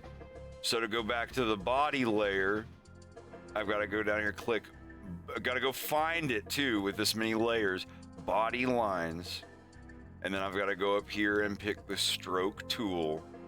And now I've got to go over here and find the stroke material and click on that. So there I'm here, and I've got to lock all the other layers and unlock this one. So when I go into adjust and erase stuff, it doesn't erase anything else. So see, I'm on the body layer. Now if I try to erase it, see, it'll erase the body layer, but it won't erase the head because that's on the head layer. This is the body layer. And all those strokes, like you've got to click, you've got to go up here and go into draw mode. And you've got to change your tool to the draw tool and your material to the stroke material, and then pick the layer you want to change to. That's mind numbing. You will lose your mind doing this. You get into grease pencil and you're like, I have to click on the layer and then click on the material and the tool every time I change. Yeah, that shit will drive you insane, and you won't want to have anything to do with Blender. I've seen people online be like, yeah, like it's shitty. I have a script. Bring it up here. I show this all the time, but like here's my script. When you hit Shift 1, yeah, right here. Here's the code that runs on Shift 1. This is the code that sets it to grease pencil mode, sets the layer we're working with as body line layer. That's the primary layer, is body, because it goes body, head, eyes, mouth. If you don't want to separate them by layers, body is just the default layer. Just think of it like, okay, here's the whole body of the character. If you want to put the head on a separate layer and the eyeballs and the mouth on their own layer, you totally can. If you don't want to, you just use body lines and body fills.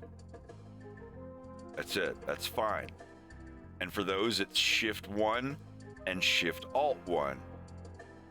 But when you hit Shift 1, the Shift ones, like Shift 1 and Shift 2 and Shift 3 and Shift 4 and all that, those are for the strokes. Drawing strokes on body, Shift 2. Drawing strokes on the head layer, Shift 1. Back on the body, drawing strokes. Now the Shift Alts are the same thing. You know, 1 is mouth, 2, or 1 is body, 2 is head, 3 is eyeballs, 4 is mouth. So instead of Shift 1 to go to the body stroke layer, we hit Shift Alt 1, and it goes to the body fill layer and leaves this menu open.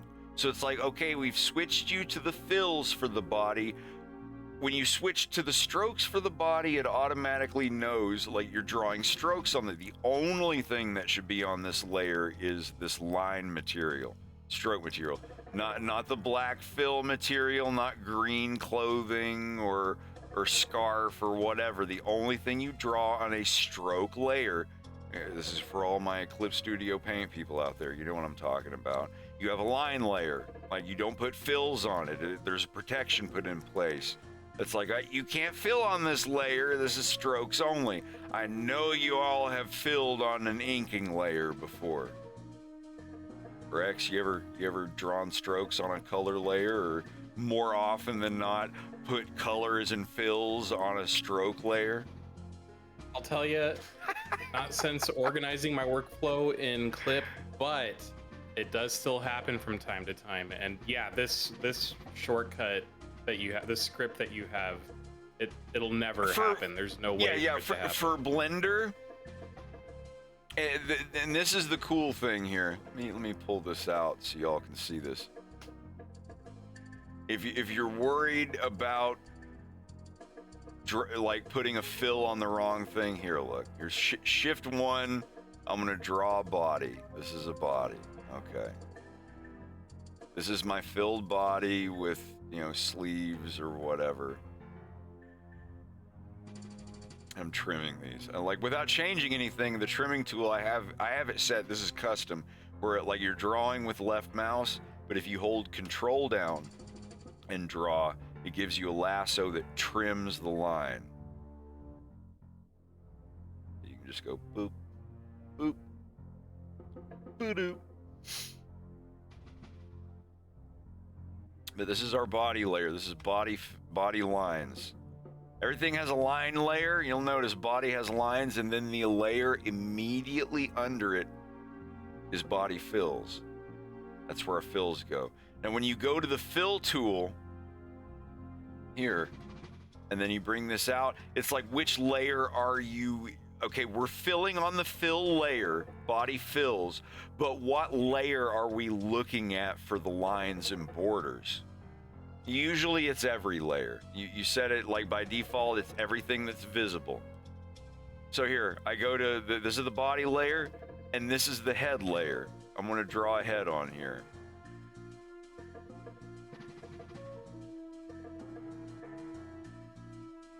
I'm not gonna draw the eyes, I'm just gonna go doot, doot, doot. There, see? So this is the head layer, this shift 1, shift 2. See, it automatically switches, and look at the locks. It isolates all the other layers. So if I want to erase the body layer, see, I'm erasing it. Notice it does nothing to the head layer. If I had everything unlocked, then everything gets erased. See, the head gets erased too. And I have this option here, fade layers. This option in your overlay up here, I have it bound to Control F for fade. This fades whatever layer that you're not on. I have this on most of the time. And then when you want to see what it actually looks like, you just hit it again and turn it off. It's like there, this is what it's gonna look like, but this is fading, so you always know which layer you're on. You're working on the body, and it's like, okay, I want to give him some mean eyebrows there. I'm working on the face. And it's like, there's the face. But when you go in and select everything, look, oh no! I drew the nose and the eyebrows and the ears on the wrong layer. If you had fade other layers turned on, you would see you're not drawing on the head layer. And just so you know, if this happens, go into edit mode, grab everything, go up here, make sure that you're grabbing strokes, not just vertices. Grab everything. Actually, I think you just select a little bit of each line, shift select, and then hit the M key and move, like I'm gonna move it to the heads lines layer. There you go. Now when I hit shift 2 to go over to heads, it's there, see? You can move it around there, it's edited. And even then, I go back to the body layer and have fade turned off, and I give him an earring and glasses and whatnot. It's like, oh no, I turned fade on. It's like, oh no, I've got it on this layer again. Same thing, you just go into edit mode, select it, hit the M key to move, and head lines. If you go to the head layer and you're like, I'm gonna give him a wristwatch, you know, whatever. It's like, oh no, I drew it on the head layer. You just go to edit mode with tab, select everything, hit M and move it to body lines. There, and then there, you're fixed. See?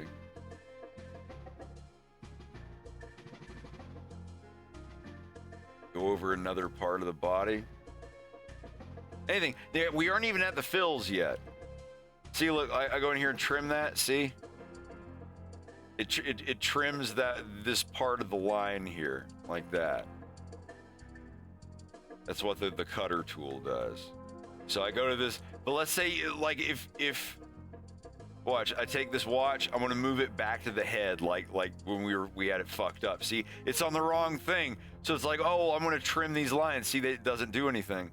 When you use the cutter, it's only using the tool that you're in, or the layer that you're in. See, I could do this stuff, because I have the line here, but I'm trying to trim the middle of this out. It's like it's on a different one. Or I go to the body layer and trim this out. So why isn't it working? It's because it's on a different layer. See, you see this without the fade. So to fix that, you go to the head layer, select it. Yeah, this is assuming you drew it on the wrong layer. If you drew it on the body lines layer, we wouldn't even be having this conversation right now. But you made a mistake.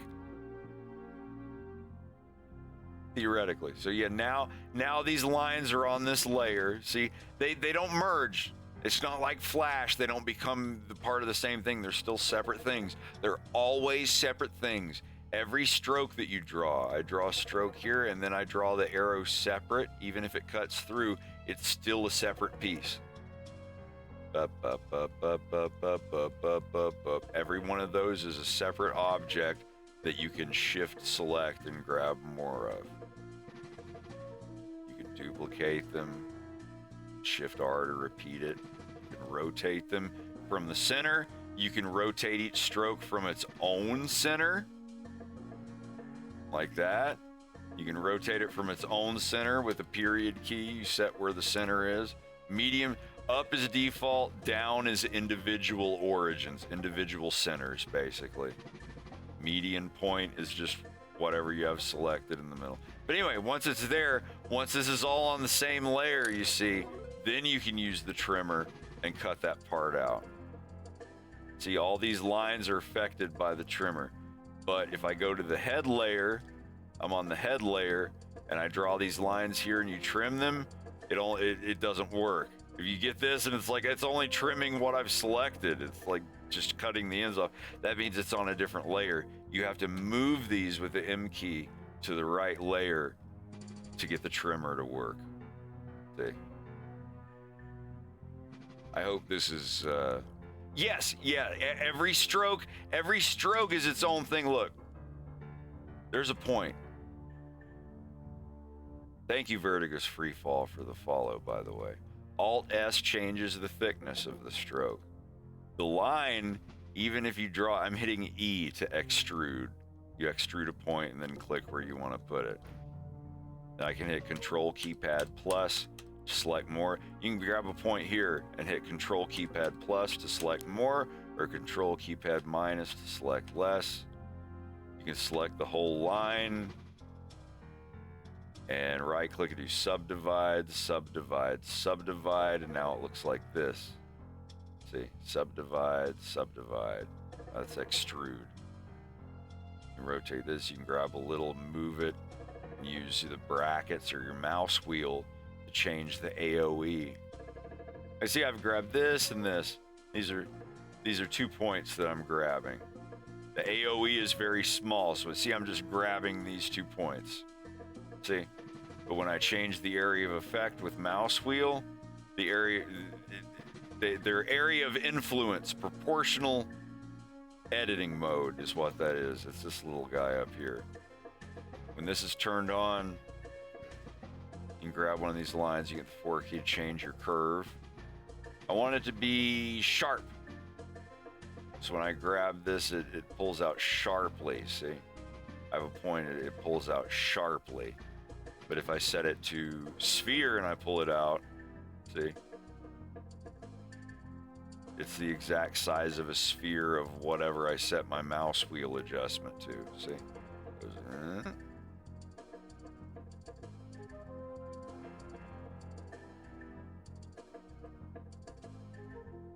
and you can set a texture to your stroke, so it looks like this.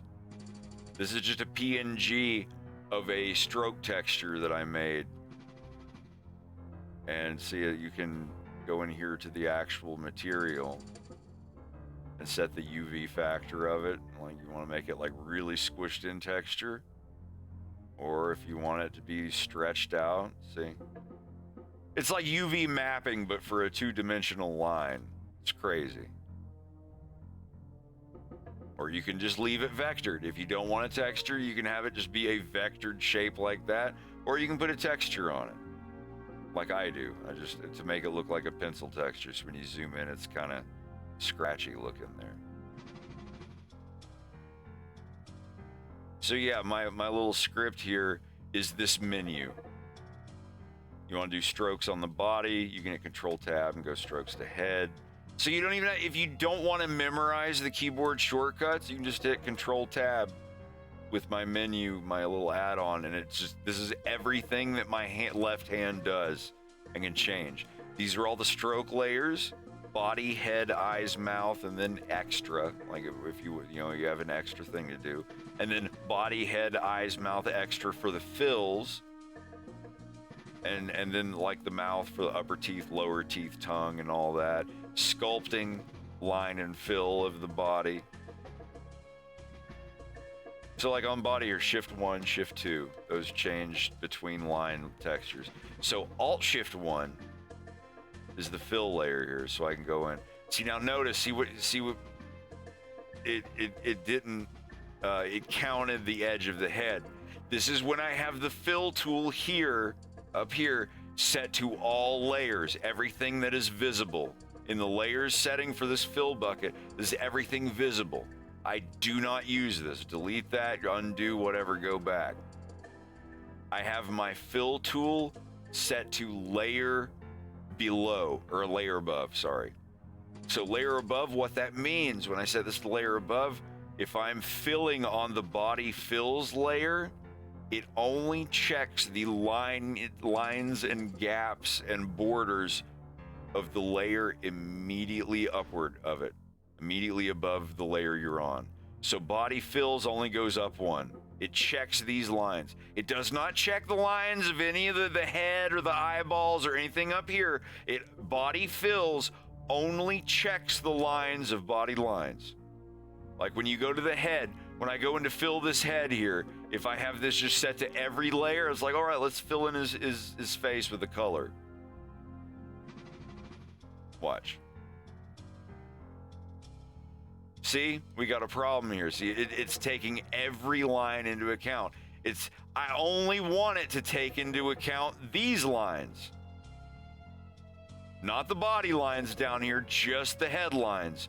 So, since it is immediately below this one, you'll notice every one of these body lines and fills, head lines and fills, eyes lines and fills, all of these are on their separate things. I go to headlines. Let me go to its fill layer and delete this mess up shit. So Shift 2, this is my stroke layer. Let's give him some Liberty spikes or whatever. So now Shift Alt 2 will take us to the fill layer. So I'm going to make his face colored in. Like I said, I click here. It takes every line into account if you have this set to visible. So we're only going to set it to count for the layer above it. So we're going to set our brush to layer above. You can set layer above, layer below, every layer above. I've never used any of these except for layer above, because as my personal rule, as you can see here, I know my big head is in the way, but you have body lines and fills. You have headlines and fills, but the fill, you notice the fill is always the layer underneath, not down here. It's immediately underneath headlines. Headlines, head fills, body lines, body fills, extra lines, extra fills. This is from top to bottom, but like the line is always there. So that means when I have this set to check the layer above only, watch when I fill this in. I'm going to go to the head layer and fill it in. Bam. See? If you have this set to everything which is visible, it's only going to do it on the little proportion that you got there. See? So I always have everything separated like this. So if I'm filling on the body and I want to go and like give him a green shirt, this shit doesn't happen. See, let's say I want to give him a green shirt and adjust shit layer. You always do layer above. So when I click that, it checks the layer above. I've got the body filled in. And here, watch. I'm gonna do the rest of this.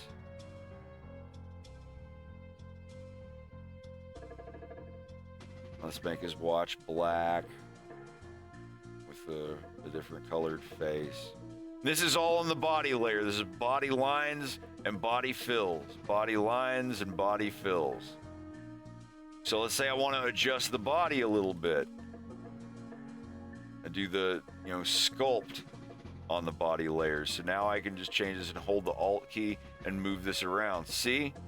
It doesn't affect anything to do with the head. Let's do Shift 2. This is head stroke. Let's finish. And see, I was on a fill tool and a fill material. Just hitting Shift 2 puts me on the head layer, but it also changes my tool to the drawing tool and my material to the stroke tool. All of these things that usually take like 7 clicks in one keystroke. This is my script down here, if I don't fuck it up. So on Shift 2 for stroke of the head, Shift 1 is body stroke, Shift 2 is head stroke. So Shift Alt 2 will take me to the head fill layer.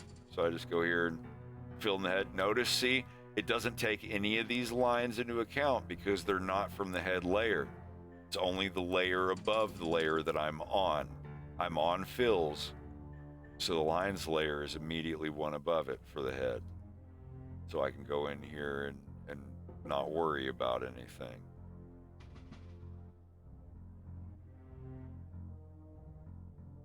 But anyway, so now, see, I go to the body layer and see this overlap of the head and the body. If I go to just sculpt the body layer, what this does, it unlocks the body lines and the body fills. It unlocks both of them so I can use the sculpt tool to move them around. Notice the head is not being affected at all. And then same thing, let's sculpt the head. Alt 2. Alt is my sculpt key. Same thing, 1 is body, 2 is head. And you hold Alt to, see? And you want to move the head around? You just want to go into edit mode and grab everything. Hit A, select all. See, it has everything else locked except for the line and fill layer of the head. So I can grab this, move it around. Let's go out of this fade mode. See, it's only editing the head. Or going down to sculpt the body, only editing the body.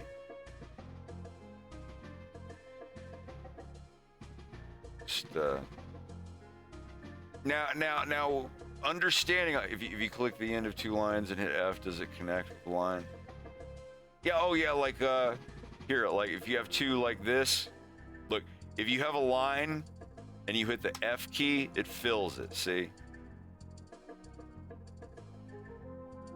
Like, it fills it, it makes it a closed thing. I'm hitting smooth stroke right now to smooth this over and over.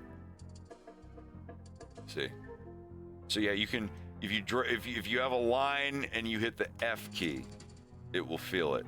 Now, I think what you're saying is, like, what if I, like, these 2 lines? Or what if I draw a line here and I want to connect these 2 separate ones? Then you would do join. I have that bound to the C key. So in my setup, you select one, you shift select the other, and you hit C. And it automatically puts them together. I have a little script that I hit Alt F, and it automatically selects them, smooths them, and whatnot like this. But what I would do, I have A key set to auto merge, turning on and off up here. This is auto merge. If you turn this on and you just draw a line right here and lift up, see, it automatically bleeds them together.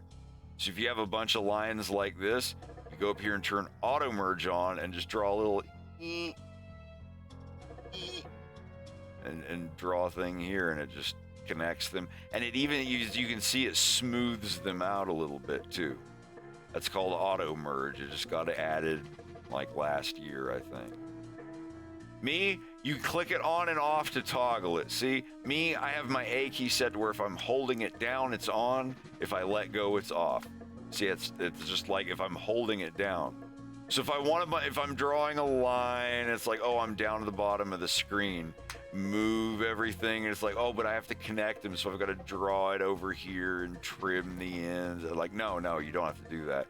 You draw this line, you go down, you hold the A key down, and just start drawing from right there. And when you lift up, it just automatically merges it. So you move here, hold the A key down again, draw it, and then when you lift up, let go of the A key so you can see. And if you don't want to, you can leave them gapped. And if you want them, then hold the A and just tap. You can draw the little line between them, but when they're this close, you can just hold A and just tap, and it'll automatically merge them. See, some of them won't. That's close enough. See, you gotta get it just about that far. There's no setting for it yet, but I hope this makes sense. But I have everything bound to like QWER, ASDF, ZXCV, 1, 2, 3, 4, 5. Like my left hand does not move at all. My fingers bend, and I try different things. It's super easy if you're trying to save time and do stuff fast with minimal offhand movement. It's taken me like 2 years to get this honed just perfectly, but I think it was February or March, I started learning Python. These are just simple commands that are in Blender. Like you can see here, like set it to this, this is lock all layers. This is set the active layer to blurb, which I've set as headlines because I copy paste this code and then just change this line for each layer. Set active layer, set the tool to the drawing tool, set the brush size to this variable that I made up, set the strength, the alpha of it. This is a loop to search for any material that contains the string, and then set the active material to that material.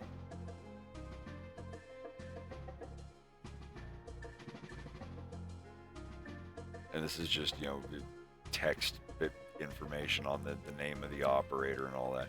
But each one of these, it's just the same thing copied over and over again. I know this looks like a lot of code, but look, it's just the same shit copied with the name of the layer changed. Some of them are different, but like all these here, it's just the same thing. Like unlock layer, show layer. Yeah, see? Like lock all layers. Set, you know, toggle this layer unlocked, set this layer as the active layer, set tool ID to brush.draw. That's just set the draw tool. And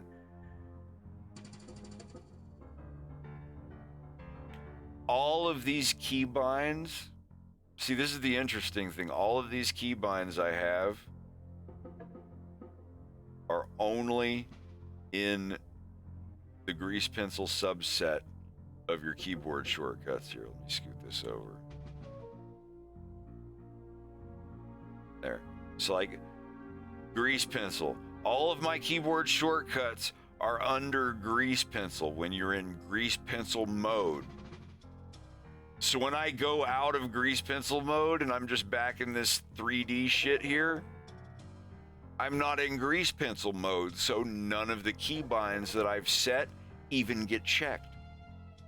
Those keybinds that I set there in preferences in grease pencil, see, there's specifically for edit mode, draw brush mode, fill mode, erase mode. All of these keys these are only effective when I'm in eraser mode. When I'm in here erasing, this little set of keys here that I have just in this erase mode folder that I'm expanding, that's the only time that these keys come out to play. If I'm in fill mode or draw mode, or I'm in object mode editing a 3D object, I'm not in erase grease pencil mode anymore. So these here, they don't even get checked. That's why when you see all these different folders here, like window, this is the top queen motherfucker of everything in Blender. If you put keys in this folder, and then you put the same key in something underneath it, this top one takes priority. If you put all your keyboard shortcuts in window, this means if your mouse cursor is in any window at all, like F1 is my open recent, like the last file's open. It works in preferences, it works on the outliner, it works on the properties, it works down here on the text editor, in the image editor, because it's in this window thing. Window and screen are screen global. But I think if you want it, like, no matter what screen you're on, you want a keyboard thing to register, you put it in window. If you only want it to be a key that gets registered when you're in grease pencil mode, you got to scroll down here and find grease pencil. And it's like, okay, you're in grease pencil mode. Which mode? Are you drawing with the draw brush? Are you using the fill tool? I don't know. What if I just want it to be one in every grease pencil mode, no matter what? You would come up here and put it in grease pencil global. See, it's the top one. It takes priority inside of. If you are in this just means if you have a grease pencil object selected. This is a grease pencil object. See, I'm on a grease pencil object. This is just a 3D mesh. This is the 3D model. See, this is the 3D model. If I have the grease pencil object selected, now I'm in here, in these key maps. So if I want something that's like, even if I'm not drawing, erasing, whatever, I want this button to do a thing, no matter what grease pencil tool I'm using, you would put it under grease pencil global. And here's a lot of the things that are in grease pencil global. If you're like, I only want this, like right now I have it to where if I'm erasing, I hit E, now I'm in erase mode and I can erase like this. But while I'm in erase mode, if I'm holding down E and erase, it erases the whole stroke. Any stroke that I just touch, it's instantly annihilated, the whole stroke. If I don't want that, see, notice my little thing changing size and this stuff up here going from point to stroke. I have it set to when I release the E key, it sets me back to just erasing points. But if I'm holding the E key down, just gone. That's what I'm saying. You know what I'm talking about. Like if you want to just erase the whole stroke and done. But if you don't, and it's just like, I just want to erase this little bit on the edge here, you just tap E and go into it. If you're like, no, I want to erase the whole stroke, hold down E again and just dip, gone. These are not. Oh, did you finish your stream? Yeah, I'm gonna go make dinner.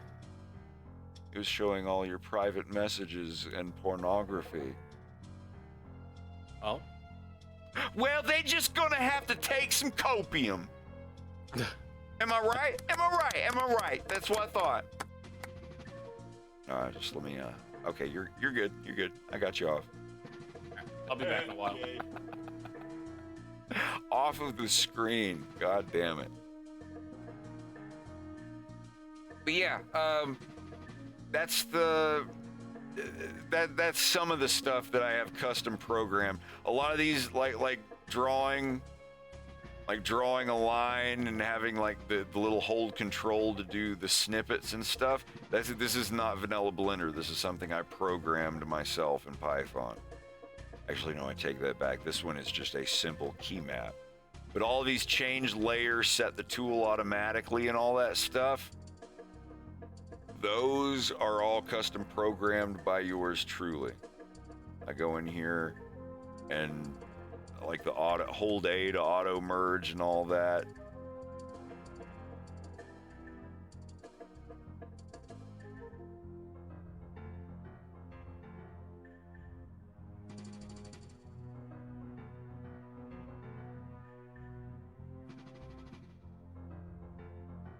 I have a script that will noisify this.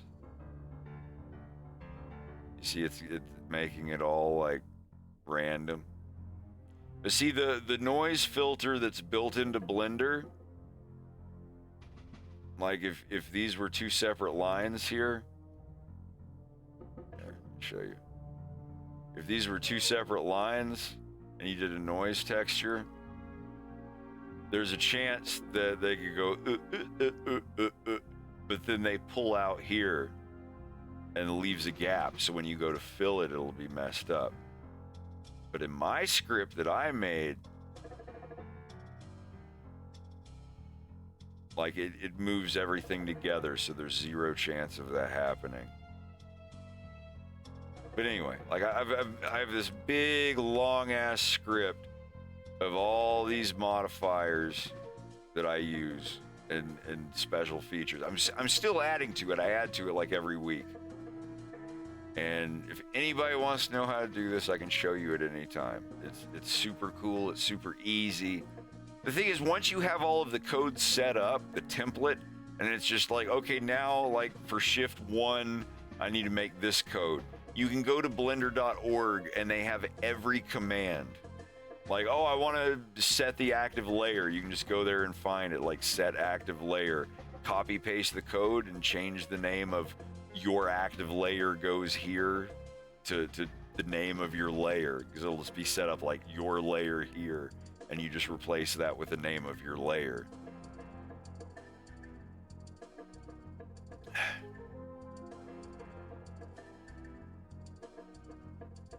No new updates. My script works with 3.1, 3.2, and 3.3. Nothing has really messed it up. Sometimes new versions of Blender will mess up your key maps. I still haven't quite gotten that fixed yet. Sometimes when I get a new version of Blender, 2 or 3 of my key maps get deleted and I have to go set them again.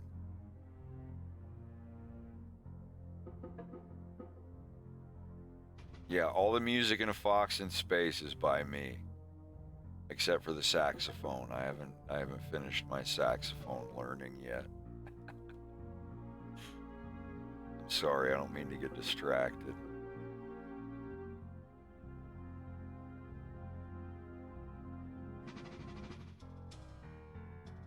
Yeah, let's see how fast I can fill this stuff.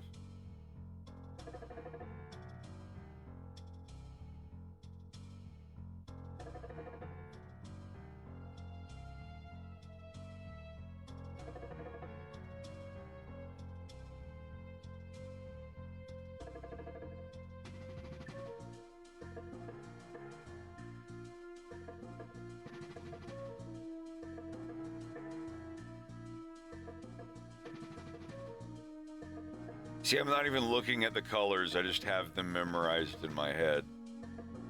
Because they're based on rows, like the first row is the body fur colors, and there's only 3 for her. There's her fur color, her secondary fur color, and then the color of the insides of her ears. The green you see here, the greens are just defaults that I don't use. The default color I have is like some dark army green. And then down here is the clothing colors. I'm not using that one. I only use this one, and this one. Because she has her regular clothing. The black color is color 2 up here. Just default black. Every character uses that. For their noses or their pupils or whatever. So if there's a part of the clothing that's black, that is not considered part of this clothing line. It's just black. Like for her tail. Her tail is like her primary fur color, and then black. Is that like if I have a character that's like a dark gray color or something like that? Yeah, I have my colors. I have my characters organized like this. Like, see, you've got your line and your black fill. These are the 2 most common things I use for everything. So I use my line, and this is like the fill for it. Or you can, just go in and fill a piece of it in. It doesn't matter. But those are my 2 most used of everything. So that's always 1 and 2. When I go to select my materials, they're always 1 and 2. You can hit the number keys 1, 2, 3, 4, whatever. So you notice that there are 1, 2, 3, 4, 5, 6, 7, 8. And then my wear for the clothing is QWERTY. And then for the eyes, mouth, and teeth stuff, for the talking and blinking is ASDF row. And then for the shadows, highlights, and everything, that's all the ZXCV. So it's all the different rows of the keyboard for the left hand. It's super fast. The dash thing is just a separator. It's just to keep them separated. If they weren't in there, like you go to select and it just looks like, see, they're not separated. It's like, where's my body and all that? So I just have a little blank material that's got equal signs. It's just a separator until I program a better menu, which you can add separators. See, you can add a separator there that you can't actually click on. but like this is, yeah, not necessary. It's just there for ease of access. If you actually click on that and draw with it, it doesn't have, see, it doesn't have anything. It's invisible. So if you accidentally click on it, you're going to be like, what the fuck? It's invisible. Oh, I have the border thing selected. Never mind. Yeah, it's just a material that until I get off my ass and can make my own material selector menu, this is fine. You don't have to do this. You can. It doesn't matter.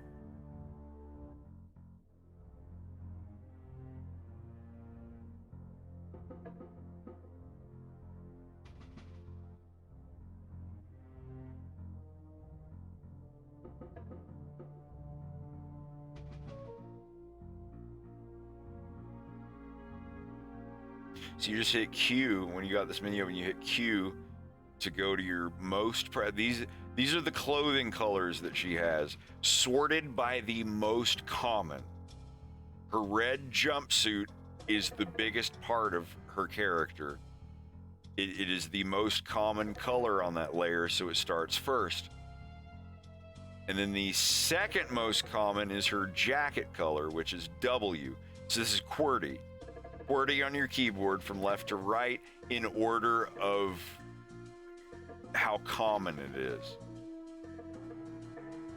So when you first begin starting to fill the body layer in and you hit the button to bring this up, first thing on your mind is hit the Q key and start filling the biggest thing. So I just hit 4, it brings up my material. So material key, the U key by default. So it would be U, then QWERTY. So you would hit UQ and you fill in the biggest parts. And then you're like, okay, the second biggest part is her jacket. So that's W. See, W is her jacket color. And then the next biggest part is the trim of the jacket, which would be E. So you could hit UE, and then you just fill it in like this. And then the next would be R, and so on. But that's it. The only other colors of her clothing is black here, and then Q for her thing up there too. Now the same thing for body color. It starts with 3. This one's a little weird. It starts at 3 because 1 and 2 are your line and black fill. So 3, 4, 5, 6, 7, 8. The 3 is your most primary fur color. Then 4 is your secondary fur color, and then any other body colors. So her primary fur color of her body starts at 3. So I would hit U3 and then fill these in. And her tail is black, and black is always 2. So you would hit U2.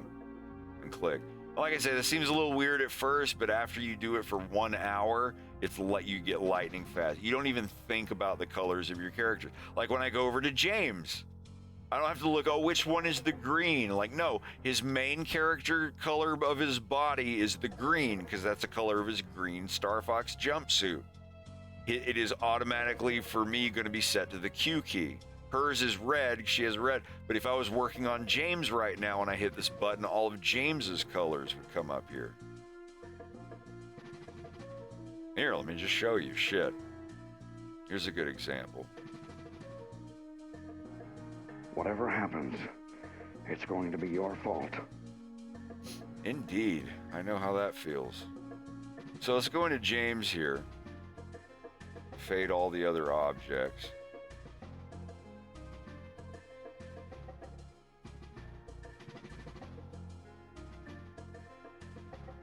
So here we've got the body layer, the body fill layer, the head layer, the eyeball layer, the mouth layer. Look at this. I can go to the mouth layer and move all of this down if I want to. Leave his upper teeth alone. I can just move the mouth layer and leave the teeth alone, or include the lower teeth in it. Or I can just move the lower teeth, or just move the upper teeth. I can move his mouth and his nose. I can move the eyeballs. I can adjust just the head, just the body, just the shadow layer that only shows up where it's drawn. Notice when I drag all the stuff out here, it disappears. Yeah, this is super easy. Whatever happens, it's going to be your fault. Like here, I can go to the bottom layer if I want to move the tongue around. Or just the teeth and the tongue. Or just the teeth by themselves. The teeth that are behind the tongue. And notice the teeth behind the tongue and in front of the tongue in the back there. Or I can just click on the tongue itself and you know, move the whole tongue around, make it bigger, rotate it around, do whatever. Make the outline thicker, smaller. There's nothing you can't do. I can just click on it and grab a piece of it and do area of effect like this. There's no other program that does vector art that lets you do this shit like fucking Blender will do. I can unlock everything, select everything, and do a wiggle. I can do this. I can come down here and grab all this stuff, or, you know, it's insane. There's nothing you can't do. I want to edit it, just grab some of it and move that part of it. Whatever you like. Seriously, there's nothing you can't do in this program if you're willing to abide by vector rules and understand that this is in a 3D space. Like, I'm sorry, I look back at Adobe Animate and Toon Boom and I just laugh.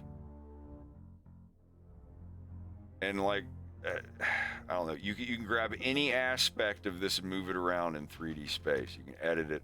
Let's say I want to just grab this part of it. Look, the rendering is weird, but you can move it out. You can move whatever you want around. See, it's vectors and it's actually in 3D space. Whatever happens, it's going to be your fault. And this is a multiply effect. This is actually what it looks like, but then it has a multiply effect on the sunglasses. Take the sunglasses, move them away. Notice the highlight. See the little highlights here?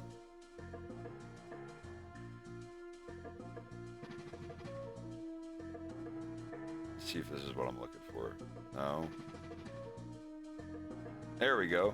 See, I can draw. You see here, I can draw these highlights and move them around. See, all I gotta do is, let's see, watch, let me just do this. And then one of these. And I have them masked here. You can go to masks to where they only show up on a certain thing. Now, if I turn this mask off, see, they're like this. See, they're highlights, they're everywhere. And this layer is not affected by light, no matter how dark the room is. So if I turn masks on, look, I can do this like the anime, like little thing.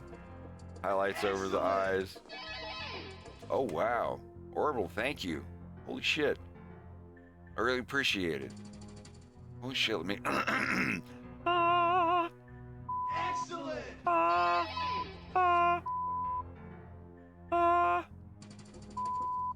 I'm off there. That's a B. Excellent!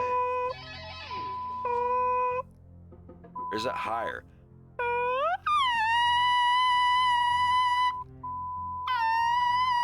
I can't get that high. Excellent! Holy shit. Well,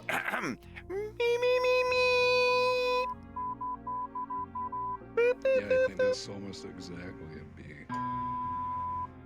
Excellent! Actually, my piano's tuned up a tiny bit, but it's close. but, holy shit. Where did everybody go? Everybody left. Excellent! Yeah, I think Rex just popped off not too long ago.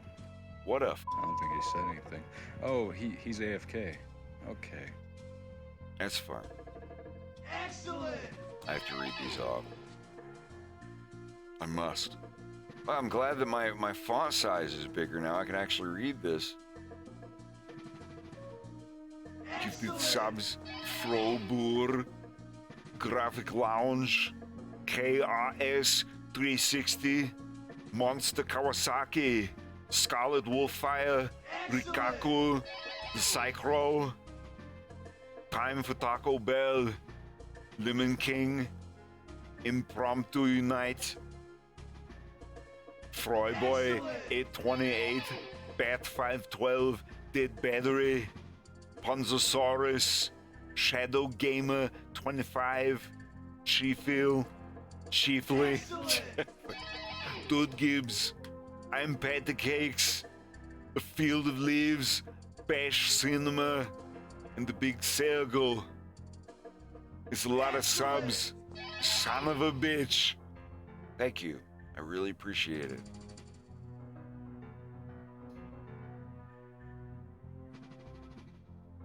Excellent!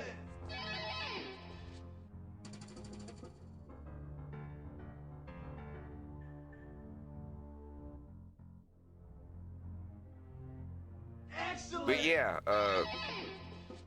anyhow, there's just so much you can do. Excellent! It's like no matter how dark this room is, Excellent! can I hide the lighting? Yeah, see?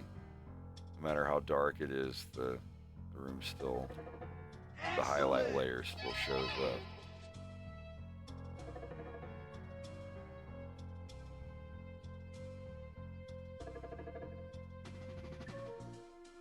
Excellent!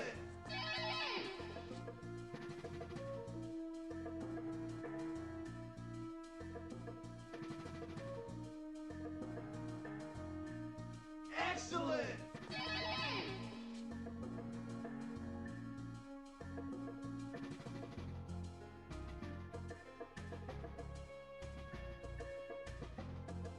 Yeah, no matter what you do to the light, the highlight layer doesn't change.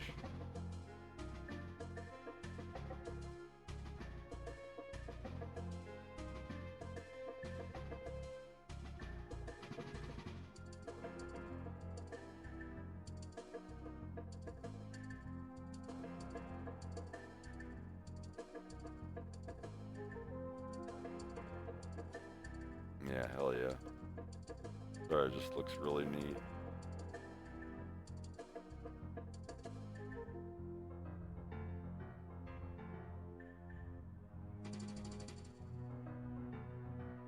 Whatever happens, it's going to be your fault.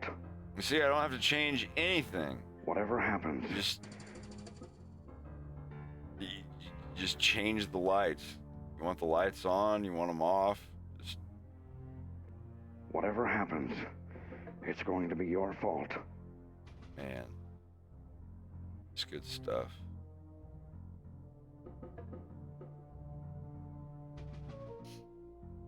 Yeah, thanks, Orby. I really appreciate all the gift subs.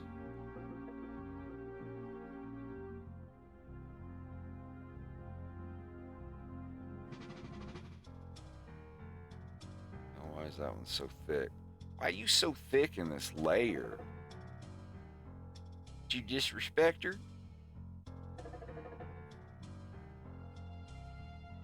Raphael, you use a condom? What's a condom? Condom what you should have put on your half shell, homie.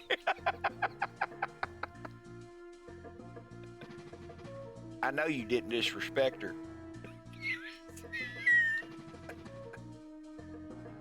I can't talk about that on here.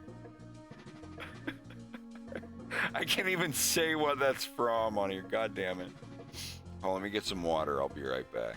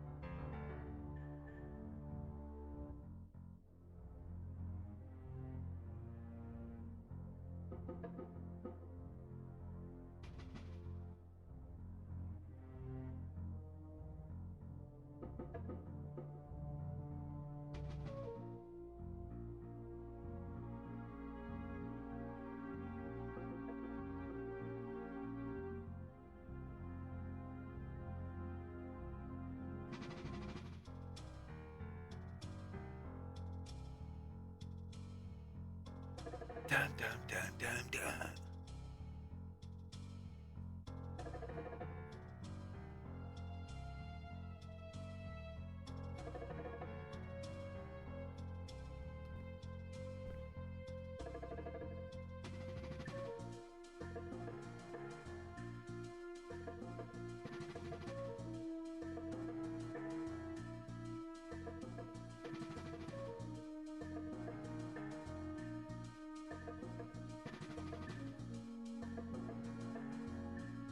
I wonder if I could apply for partner. I get, let me see. Yeah, I don't get the full 100 of a sub unless I'm a partner. What are the partner requirements?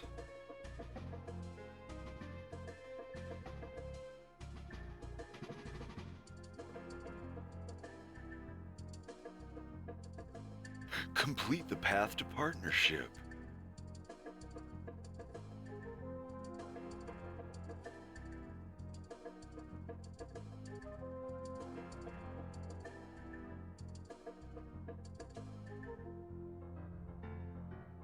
No, subs are awesome. Subs are always awesome, but I think I get more money if I'm a partner. That goes for everybody. Like, let me see. Requirements. Because I remember it was 75, right? I don't know what my average viewership is.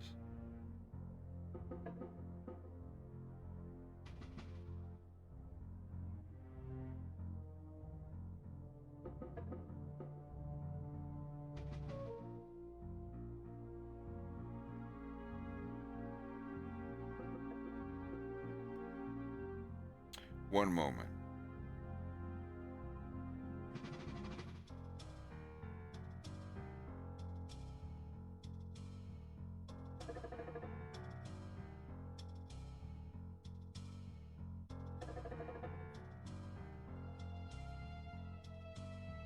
I forget how you apply for partner.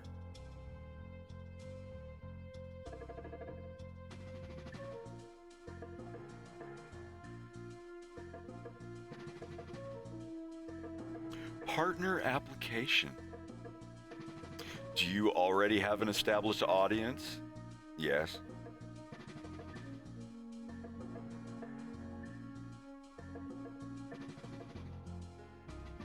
Well, what are the guidelines though? What do you have to do? No, you apply for partner. Well, no, see, this is the thing. I'm affiliate. I am affiliate. So if you donate subs and all that stuff to me, I get half the money. Twitch takes half of it. If I get partner, I get all of it. I just don't see, like, if people want to support me, they're like, oh, we're going to take 50% of your whatever. I mean, I know Discord, or not Discord, Patreon takes their fee. I am removing the dollar tier on Patreon after I finish episode 2. The dollar Patreon thing will now be $2. Not because I'm trying to get more money, but because Patreon takes 30 cents. They take like 30 something cents of $1. If you donate $1, they take like a third of it, as opposed to like 30 something cents of $2. So like out of 100 single dollar donations, I only get like 63 of it. The other $37 Patreon takes. It's because of the transaction fees. It's totally dumb, and it's their way of like totally like ripping people off. But I started on Picardo Before, I was on Picardo, then I moved to YouTube, and then I moved to Twitch.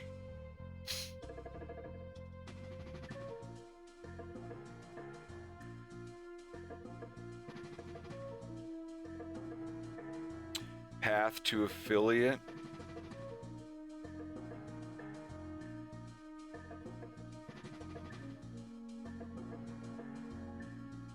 Yeah.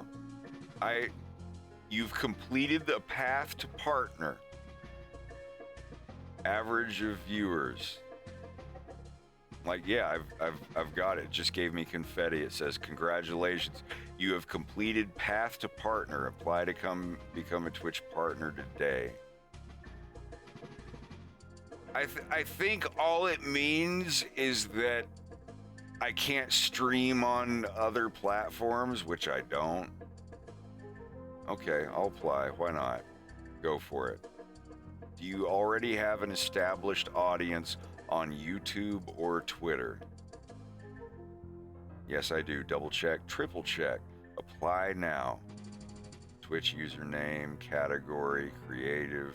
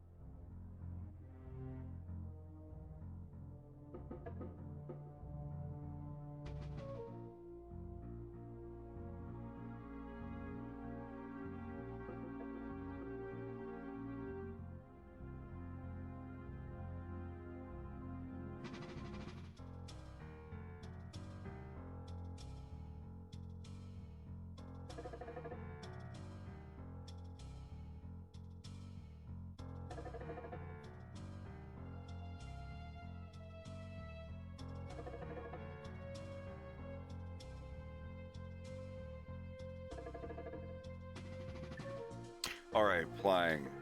Animator for the YouTube series of Fox in Space. We have a wonderful community, lots of stuff to learn and share in Blender tutorials, animation help, and generally making a chill, safe place where people can hang out and be creative. Submit application. Unfortunately, right now, we cannot accept you into our partner. Like, they didn't say that, don't worry. Like, it usually takes like 2 months for them to come back and be like yes or no. Thanks for applying to be a Twitch partner. Your partnership application is currently being reviewed. This will be my 3rd time submitting. I mean, they're the ones that gave me the confetti shit.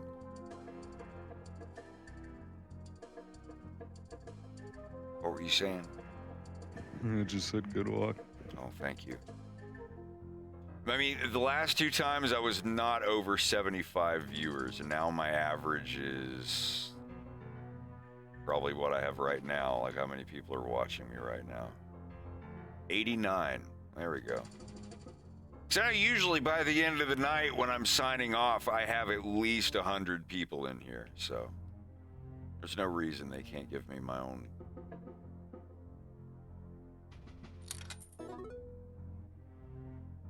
What is that? Well, thank you for the follow, the bite man. And Anonymous, thank you for gifting a tier 1 sub to Moon. Is that the Moon? Wow. I'm starstruck. Moonstruck. Oh.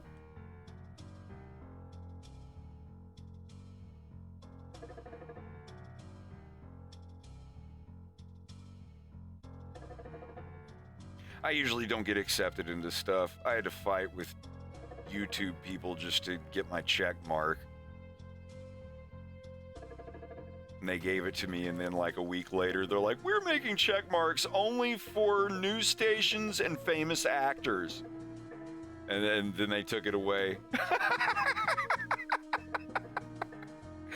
Everybody revolted and got mad, and they like went back on their decision, but I thought that was funny. It was like, it was not even a month after I got my check mark. They're like, yeah, we're doing away with check marks and blah, blah, blah. And it's only going to be for news channels and famous actors in Hollywood.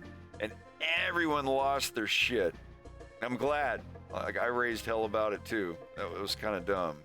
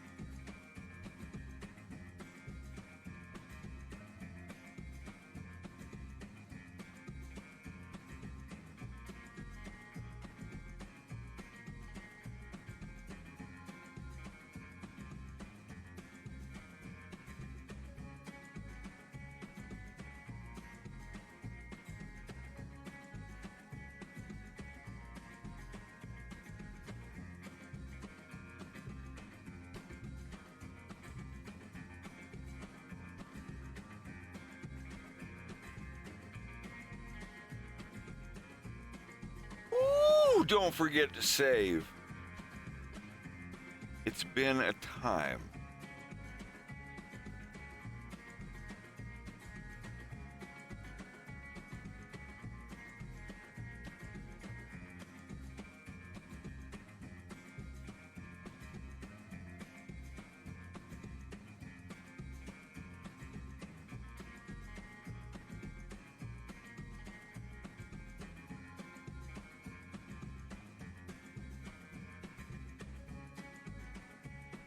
A little drunk.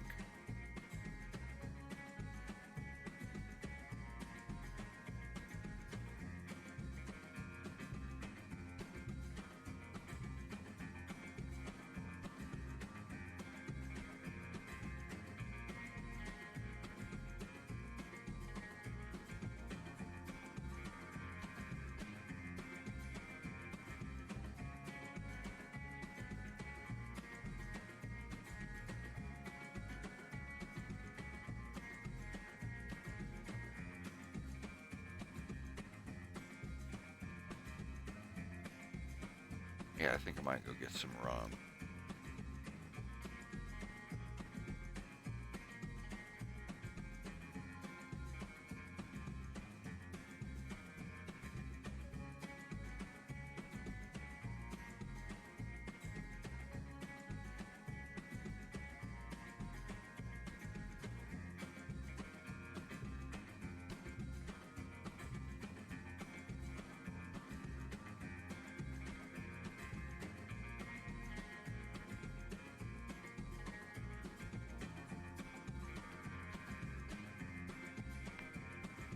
Ow. I don't know if you heard that. I'll be right back.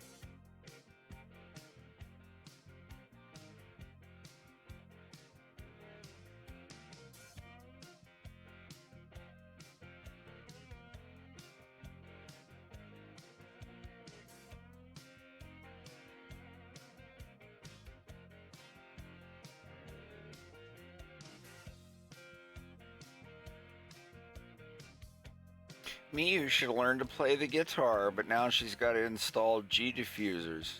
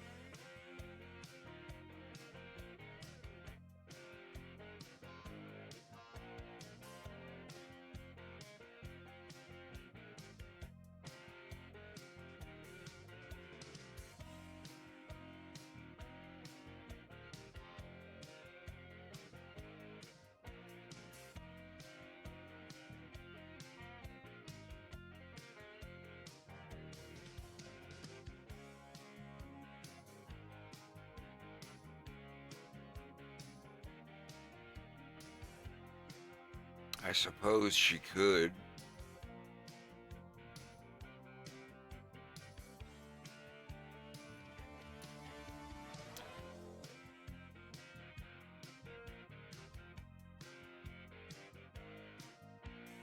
Could go on a public thing.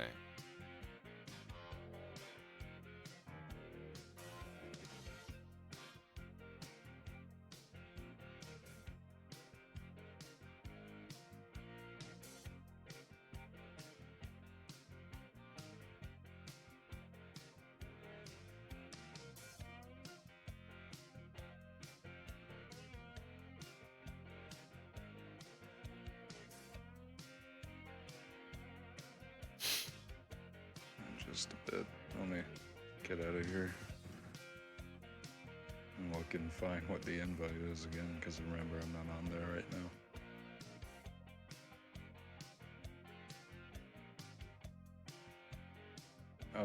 That's what it is now? Okay. Yeah, Just we're fancy. We remember- got the custom. Remember, I joined in like 2018. You had to like Yeah. look at the code on the bottom of the stream or whatever. Read the first 3 lines of the rules. Yeah, sure. Why not? Why not? It's Friday, right? It's casual Friday. Just hop in the and I'll do a thing. Let me know when you pop the whatever. I'll see you when you pop in. Yeah. Assuming you haven't been banned. They call me the Rubber Band Man.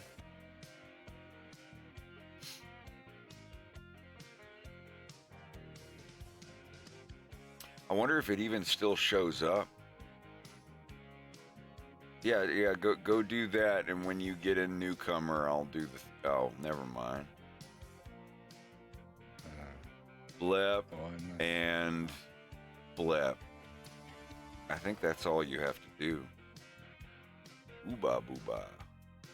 Meow, meow, meow.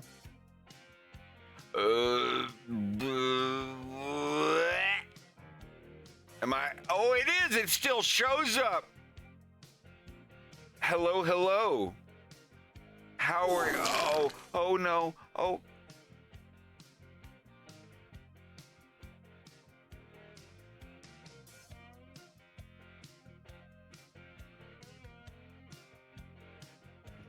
will.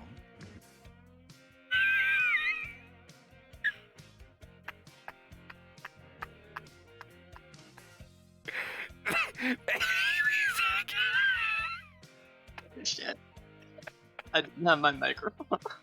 Is frantically scribbling a BRB on the screen. He died as he lived on the can. Damn. How y'all That can be doing? taken of two ways. The can is in the soup can, or the can is in. Can is in I shit my pants. Have, Yeah. Have you shit your pants in the weed store this week?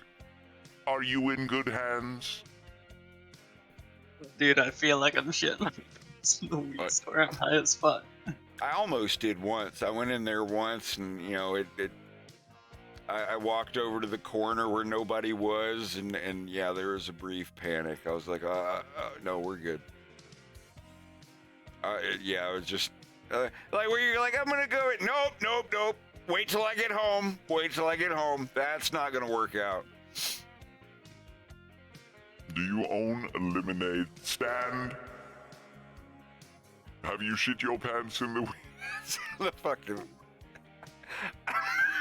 Something, I can't there's remember some his context name. I'm He just missing. he recently, I think he voiced Zipper in Chippendale. He was Lambert in the second Splinter Cell game, I think. I haven't seen the Chip and Dale yet. Was that any good? It was all right. It was Yeah. a 7-ish. I would have I rated heard it was just, like, a lot higher. of robots Well, and stuff. it Like parody. of every act of trying to think of how to word this safely. Of every act of Russian demoralization that the United States has done, no act has been more severe than that of pairing Gadget Hackwrench with Zipper the Fly and having them conceive 42 mouse bug babies. If you don't know, long story short, there is a very, very obsessively large following of Gadget Hackwrench in Russia. Oh shit. You know, Gadget, Okay. the mouse lady that fixes stuff. Yeah. Like almost like cult level, like obsession of like the old guard. And when the movie, Oh, so it's like the movie, Nintendo fans and Crystal. yeah, it kind of, well, yeah.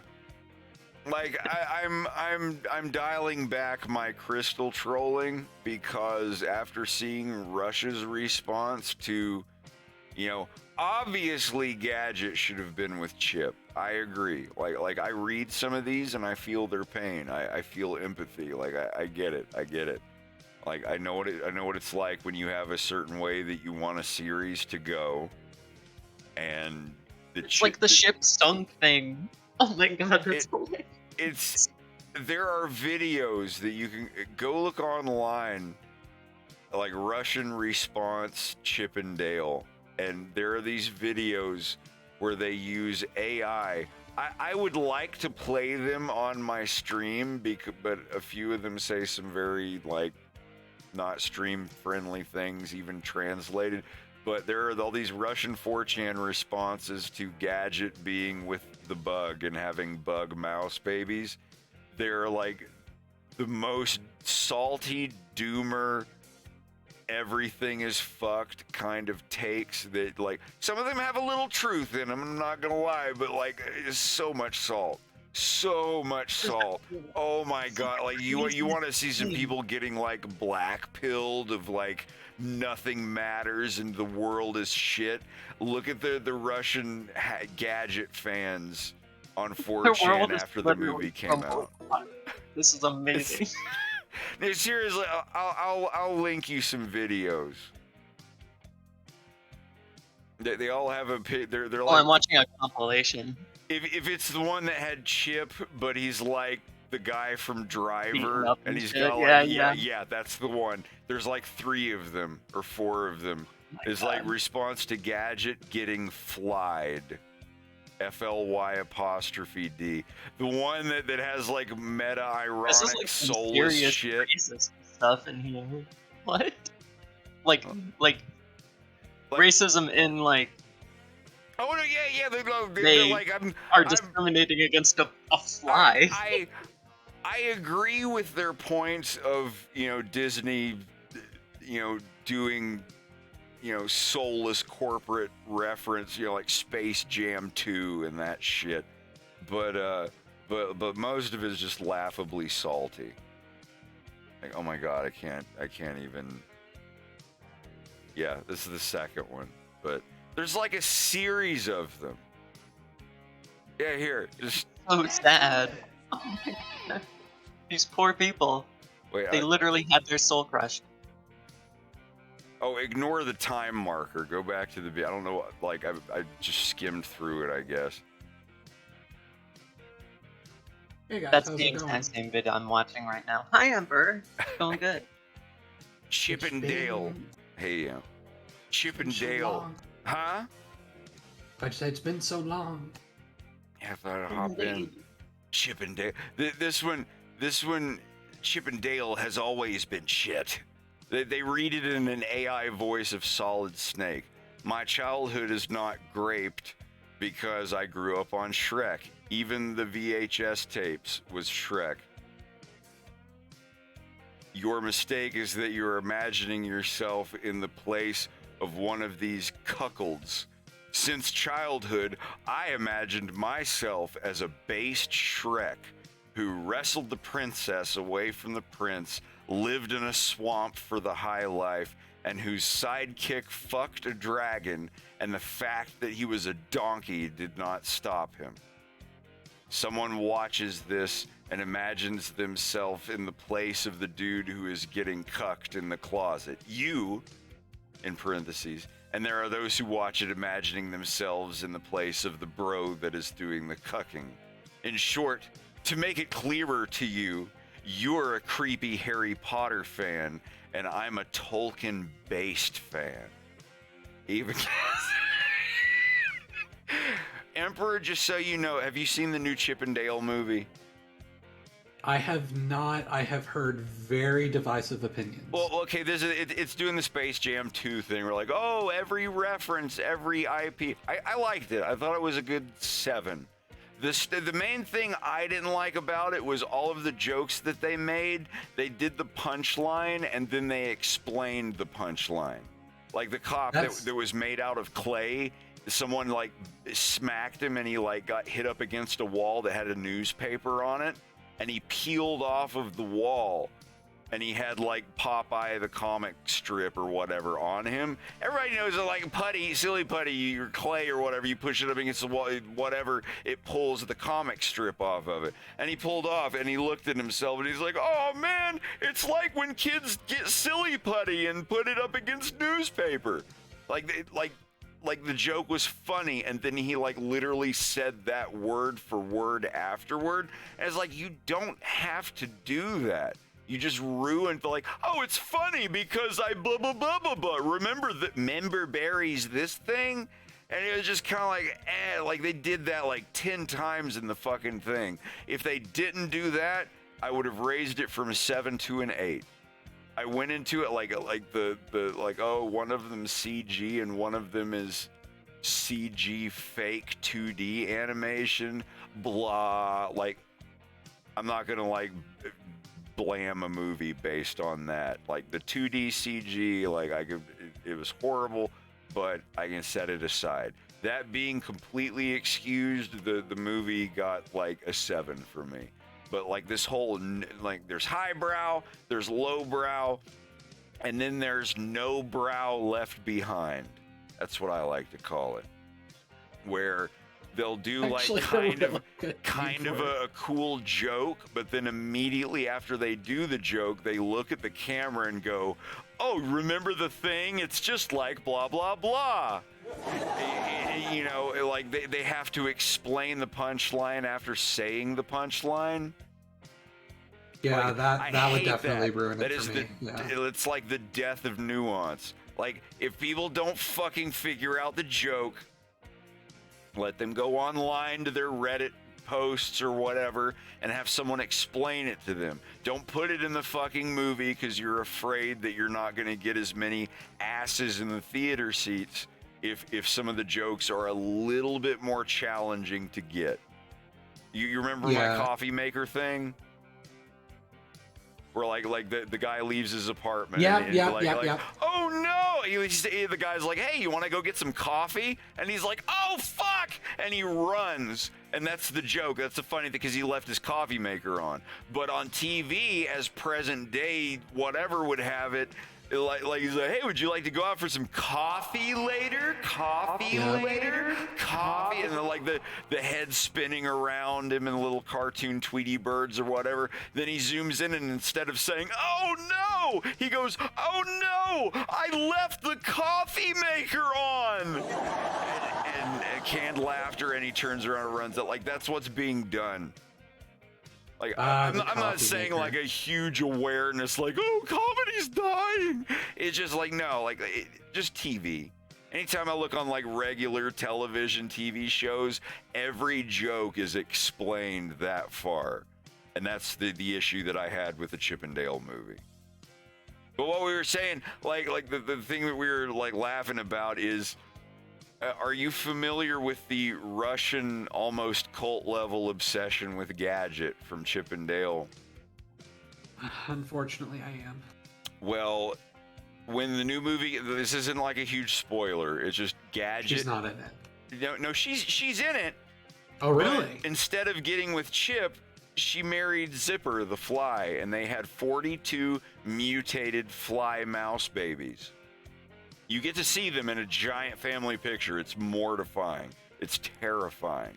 Very disturbing. And it's blatantly obvious that they did it just to troll the crazy Gadget people. And oh boy, if you go... I felt something leave my body, and it was very unpleasant when you said that. They call that your soul, Ember. So you see, you have a little bit of empathy. And yeah, like Zipper is voiced by the Are You in Good Hands insurance guy. Hello, everybody. I'm Zipper. Oh, like the thing that everybody Allstate. hated about, the Allstate dude. They in the movie, they are not actual rescue rangers. They are acting. They have the scenes where like the fat cat's like, I'll be in my trailer, blah blah. Like, they don't actually rescue people. They're just actors, and they don't really hang out or like each other in real life. And like all of the hardcore Russian Rescue Rangers fans, especially the ones that were obsessed with Gadget, they got super like black pilled over it. It was like, the world is nothing. Everything is bullshit. Nothing matters, and blah blah blah. Disney, and like, oh man, like just go on Google and type in like Russian response Chip and Dale, and it's like, it's the thumbnail is Chip, but if he was the guy from Drive, he's like all like beat up and bloody and looking at the picture of like it's so hilarious. Oh my god, but So, like the way you're describing this, you know how there's some people, like when it comes to horror movies, maybe they'll watch it, but they're like, I'm not watching it unless I watch it with someone else. The way you're describing this movie feels rather, except replace fear with just a neutral dread, and just be like, oh god, No, I'm I not watching this saw unless I'm watching it with someone else. I saw it with dread, but like honestly, it's a 7. For you, it might be a 6 or 7 or something somewhere. I think that you would put it right around me. Like, I went in like, oh, let's watch this fucking train wreck. I saw the trailer. Like, only one of them is in 2D, and it's fake 2D, and the other one's in this weird, like, real life Simpsons, Uncanny Valley, Homer Simpson, Dale, Chipmunk. And like, yeah, I went into it like, this is gonna be a train wreck, and it genuinely was not that bad. It was like, I genuinely think that you would give it a 6 or maybe even a 7. I would have given it an 8 if they didn't have all of the over explaining of dumb jokes just because they were afraid that someone wouldn't get them. That's an instant -1 for me. Yeah, but they at do the very that shit least. so little kids will watch it and be like, "Oh, they're laughing at a joke or they're explaining a joke. That means it's funny." Yeah, and then that way they get the kids who I'm bother zealously against that. Like I don't know. I'm a comedy nerd. I hate when Oh things no, are it's not. I over agree. explained. Like I understand why they do it. And that's like I said. I'm not like, oh, it's a 3. It's horrible. Like no, it's a great movie. I just wish that they, a lot of it. Like when you go and see it, you're gonna see some jokes that are actually gonna make you giggle, and then they're immediately afterward going to explain the punchline of the joke really quick, and it's like, oh, that just ruins the rewatch value, because one of the best things about rewatching some funny movies is like, A, as you grow older, or B, you pay more attention the second time, you find more things to laugh at. Just recently watched Sonic 1 and Sonic 2 for the first time. I had not seen the Sonic movies. Love them. I felt about Sonic the same way you're saying you feel about Chippendale. Yeah, like where I came in Sonic with dread, and I'm like, you know what? I was pleasantly surprised. Yeah, I didn't there was foot stuff in it, and there was fart stuff in it. I was like, okay, like there's gonna be some deviant art Sonic fans. They're like, oh, there's my boxes checked. Yes. I was like, the whole movie, like I was watching, I was like, please don't do any foot and fart stuff. Please don't do any foot and fart stuff. And they're like, I have the topographical data downloaded to my computer of the detailed print of the bottom of his feet. And I'm like, okay, someone's gonna watch this going, this is relevant. And then like he rips ass after eating a chili dog. And I'm just like, don't dwell on it, please. Stop dwelling. Oh my god. Slipping on chili dogs. But yeah, you just. Other than that, they touched on it. Like they did the same thing in Ninja Turtles. Like if there's a kids movie by Nickelodeon, there's gonna be a fart joke in it somewhere. Don't care. It was fine, whatever. But like objectively, Sonic movie from Sonic video game, I think they did it all right. And the second movie was all right. The second movie, I think they stayed on the wedding party a little too long. There was like a whole. I haven't seen the second one yet, but. Yeah, I won't spoil anything. There's like a wedding party with like the human characters, and they just like stay at that with none of the Sonic characters for like almost half an hour. And I'm just like, all right, where's Sonic? Where's Robotnik? Like, why are we at a fucking wedding party and people like losing their shit with relatives? It felt like they dwelled on that a little too long. Both movies, I'd give them an 8. For a movie made from Sonic the Hedgehog, most of the points come from Jim Carrey. I saw Jim Carrey like cast as Dr. Robotnik. I was like, oh my god, this is gonna be a shit show. What the Dr. Robotnik played by Jim Carrey? Like, no, he fucking nailed it. He made like every version of Robotnik in every cartoon and every video game is fucking different. There's Sat AM Robotnik, there's Sonic X or Adventure Sonic Robotnik, and then the games Eggman Robotnik and all that. The Sonic movie universe Robotnik is his own Robotnik. It's Jim Carrey Robotnik, and he fucking nails it. I loved it. Yeah, I thought Robotnik was good. I gave the first movie a 6, not in the upset mother, how dare you get a D on your paper, this is terrible 6 out of 10, more like a YMS, it technically passes. It's like, it's fine. And maybe... Closer to a 7 than a 5. Yes. And maybe it's because like I'm slightly getting older, but I will admit, like being in a theater full of like 10 to 12-year-olds and seeing them get excited, it's like, that's actually kind of wholesome. Well, I was a nerd about Sonic the Hedgehog in like 1992. 1992 was the year that I discovered Sonic and got a Sega Genesis and was like, oh, no, Sonic, he's my hero. Like I would pray to Jesus at night that Planet Mobius was real and that Sonic would come and like save me from my boring life. I was like 7 or 8 years old, but like, yeah, I loved Sonic the Hedgehog, and then the internet ruined it. But let me tell you, I was the exact, well, except for the internet ruined it part, I was the exact opposite.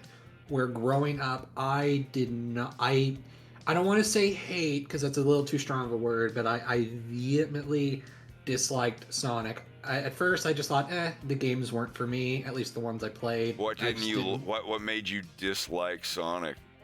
Well, at first, I just plainly just didn't enjoy the game, because, like, at least of the games I tried, of some of their older games, I don't like auto-scrolling type games where it's like, oh, move down the loop-de-loop for half the level, and you did it!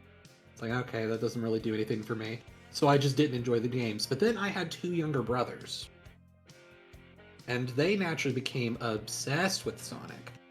And so, and you know, the middle school and high school years of your life where you form your opinions about everything that secretly stick with you whether you want to admit it or not. My middle school and high school years are my 2 brothers in the living room using the TV with the giant speaker systems on full blast, playing Sonic levels and failing, but so having to play them again over and over and over and over and over again. I have been what's that?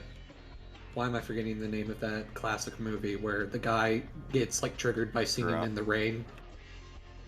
Clockwork Orange. I was Clockwork Oranged against Sonic music, to where if I heard it, like I would just like bristle up like a cat or That's something. how I was with F-Zero on Nintendo 64, because my friend played like these levels trying to 5-star them, or like, you know, S rank or whatever it was, and I heard the same music like 900 times a day, to the point where I was like, I don't ever want to hear this video game ever again. It even got to the point where, like, you know, they spend hours trying to beat this level. It's like, oh, I'm gonna get like lunch or whatever, and then while they're at lunch, I just go to the TV just to turn the volume down. And it's like, no, don't turn the volume down, Derek, it's like a leave dad it with alone. an air conditioner. You turn it down 1 unit, and your little brother gets back. Like, who turned the volume down? Yeah, Derek, just let them have their fun. And it's like, but I can't. Yeah, so it just went from basic, not really my thing, to petty middle school Clockwork Orange programmed 2 minutes of hate. Well, 2 days of hate, because that's how long they would play. And yeah, there's this, I don't know which game it's from, but there's this one particular Sonic song called Live and Learn. And that song in particular was just on loop so much that even now that I'm at the ripe, old, matured age of 25, even now I still get a little bit of like programmed stomach sickness whenever I hear it. So I was very, Which very games dreading were on they seeing the playing? Like, movie. what game was it? Yes, I mean, like, where was it? The 3D ones? all of them. Just like every game? All of them. Because I was into Sonic 1 and 2. Then people in my family got Sonic 3 before I got it, and I felt like that was like a travesty. And I skipped that one, and I got Sonic and Knuckles and Sonic CD. Sonic CD, then Sonic Knuckles. Sonic CD was like the peak of Sonic the Hedgehog for me. I think that's the best Sonic game. And then, you know, 3 or 4 years later, after Sonic 3D Blast, they went to Sonic Adventure. And I played Sonic Adventure 1. I beat Sonic Adventure 1, but that was just kind of the end of it for me. Granted, I'm not as like familiar enough with the individual games to tell a lot of them apart, but I do know that like my middle and younger brother, like there was this like used video game shop, comic shop type thing in our town, and what my middle brother would do is he would often like cycle between like what older video game system or game he was obsessed with at the time. And so like he would just like buy a used old console and set of games and then at some point trade them in for a different console or set of games. So like, oh, I'm going to use this Sega for a little bit. Oh, I'm going to use this whatever for a little bit. He would switch between like, you know, Game Boy Color, Game Boy Advanced, Game Boy SP, and like switch between those. And he would just do this thing. And so while I don't know if they technically played every single Sonic game, it really felt like they did, because there were times where they were playing like an updated version of the original game. There were times they were playing the 3D games. There were times where they were playing handheld ones. It wouldn't surprise me if they went through every single Sonic game that was out at that time. I've had my moments with all the Sonic games, but no game has stuck with me in the same way that Adventure 2 has. It was my second Sonic, and it's still my favorite one. Lane. I'm kidding. Sonic, like I watched my friend play Sonic Adventure 2. I only had the first when I was like 14 when it came out. Mm-hmm. But Sonic Adventure 1 and 2, I know, like, Sonic Adventure 1 was great. I had a Dreamcast. I actually got that game before it came out in America. That was like the game. I only had like 3-4 games on my Japanese Dreamcast. It was Blue Stinger, Expendable, Sonic Adventure, and like the Pin game.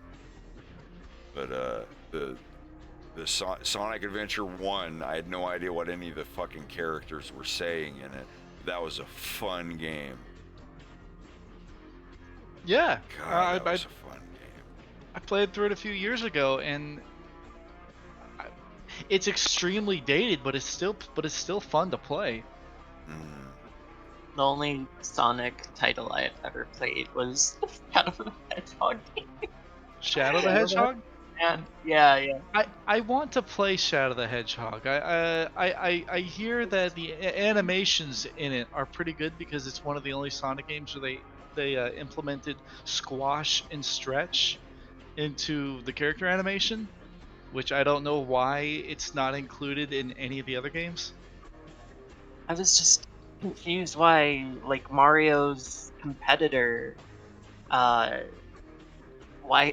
he's running around with like a gun and stuff. I mean, Wario could learn a thing or two. Give Wario a gun.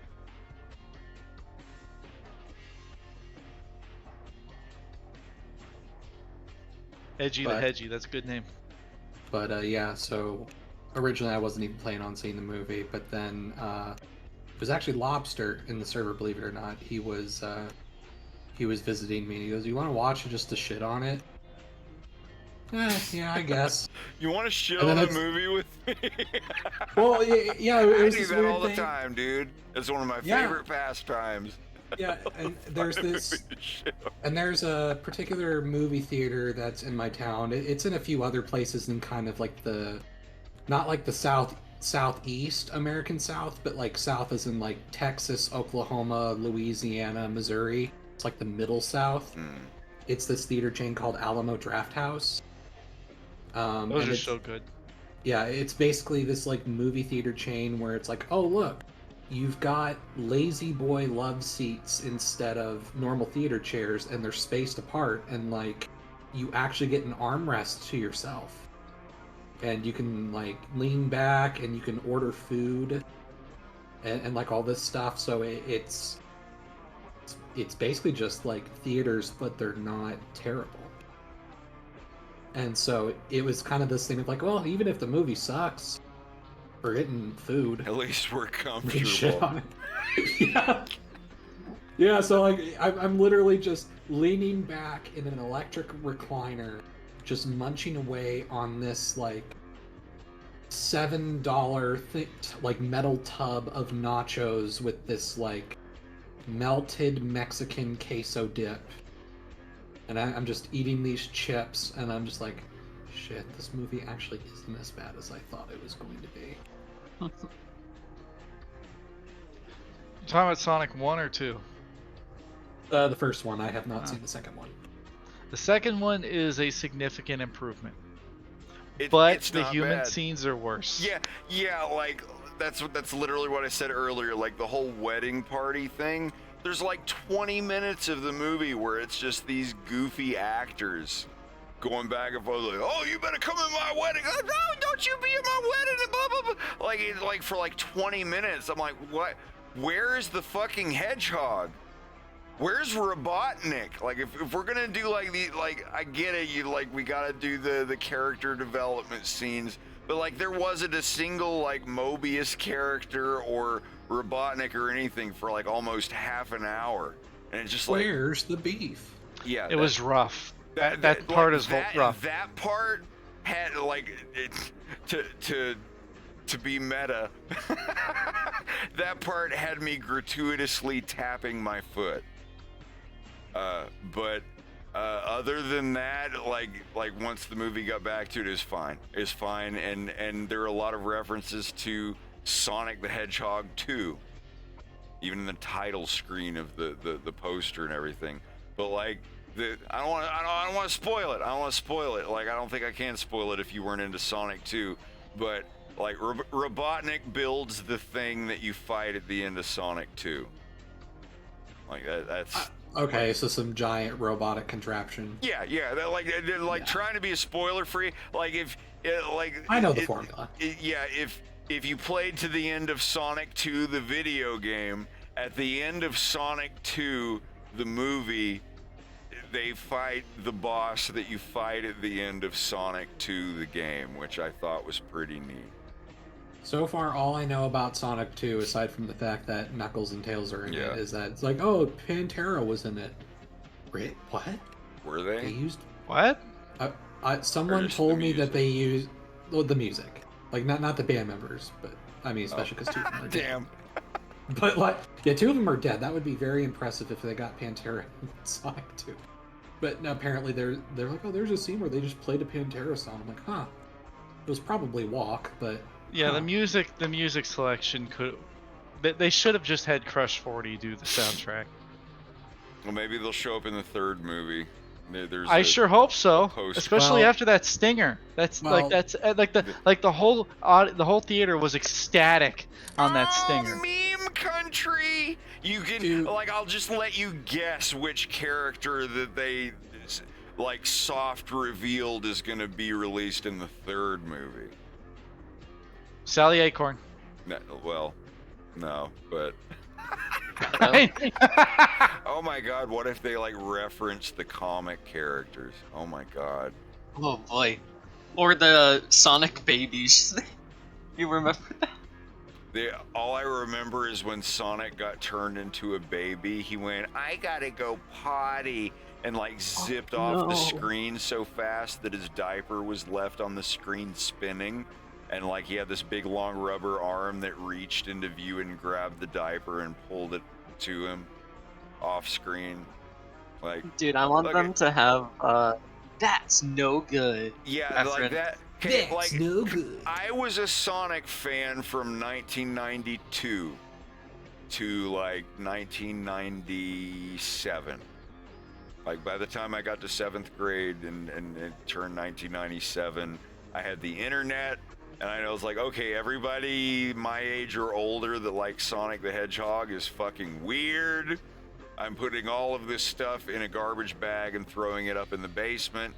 And I like Star Fox now. Like, and I'm not going to look up Star Fox on the internet.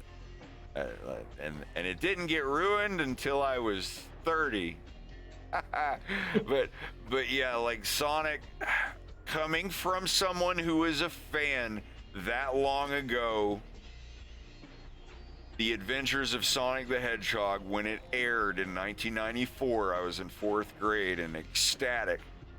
The Saturday morning cartoon to 10-year-old Fred, 10-year-old me, was amazing. The one at Saturday morning, they lived in Knothole, Jim Cummings did Robotnik, and it was like this sequential story. And it was very oriented. The same other show that came on every weekday at 3:30 p.m., The Adventures of Sonic the Hedgehog, I felt it was my duty to watch it, but it felt like I was sitting in the lap of the mall Easter Bunny while I was watching it. If that, like, that awkward, like, my mom says I have to do it, let me get my picture taken, that, like, cringy embarrassment feeling is what I felt through, like, half of the episodes of the show. That's how I felt whenever I was straight up, 10-year-old me in 1994, like, thought that Adventures Sonic was fucking awkward as hell. It was like watching a Disney movie that's really cool, and then, like, some fat, evil, sexy-looking character is like, it's simple, really. Bum, bum, bum, bum, bum. Well, first, they start going into this, like, raunchy, slightly sexualized musical of how they're so dirty and evil and dastardly, and you're like, oh, no, embarrassing musical segment. This feels weird. I'm embarrassed. I don't want to watch it. I'm just gonna look 90 degrees over here to the wall until she's done singing. Like that kind of feeling. That is what I felt through, like, almost half of the episodes of The Adventures of Sonic the Hedgehog. Yes, it was fucking awkward. Back then, as like a 10-year-old in 1994, that show was fucking awkward. I did not record it. Like, I was like, I'm recording every Mario, every Zelda, Sonic on Saturdays. I'm recording every one, and I did. Even Captain N. Didn't go shirked at Power Team. Wasn't really a Power Team guy. But I recorded Mario 3 Captain N. I recorded Mario Super Show Legend of Zelda. I recorded Sonic Saturday morning. But the weekday Sonic, like, I was like, I'm gonna let that one ride. I was Sonic Boom. Sonic Boom is. You remember Sonic? Sonic Boom was fan service the show. All of the hardcore Sonic fans loved Sonic Boom. Whichever one was on the island, and it was all goofy and. Yeah. And it's funny. Knuckles is a feminist. Who'd have thought? Like I saw it in 2015.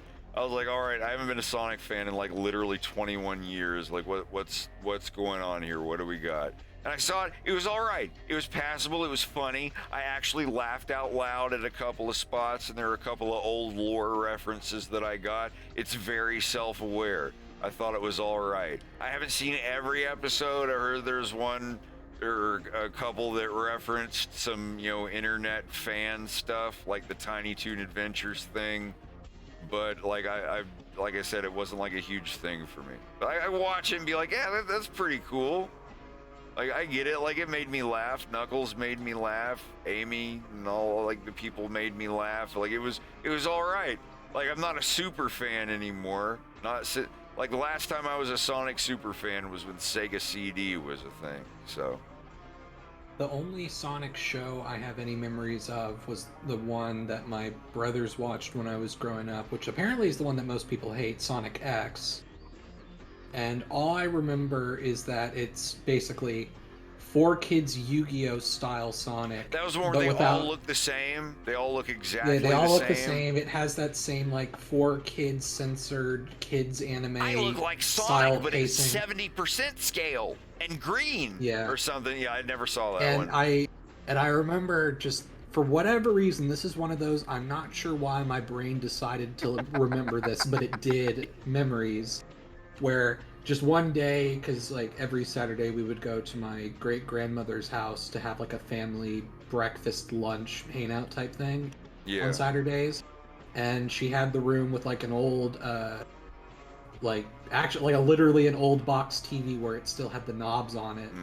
And the furniture TV.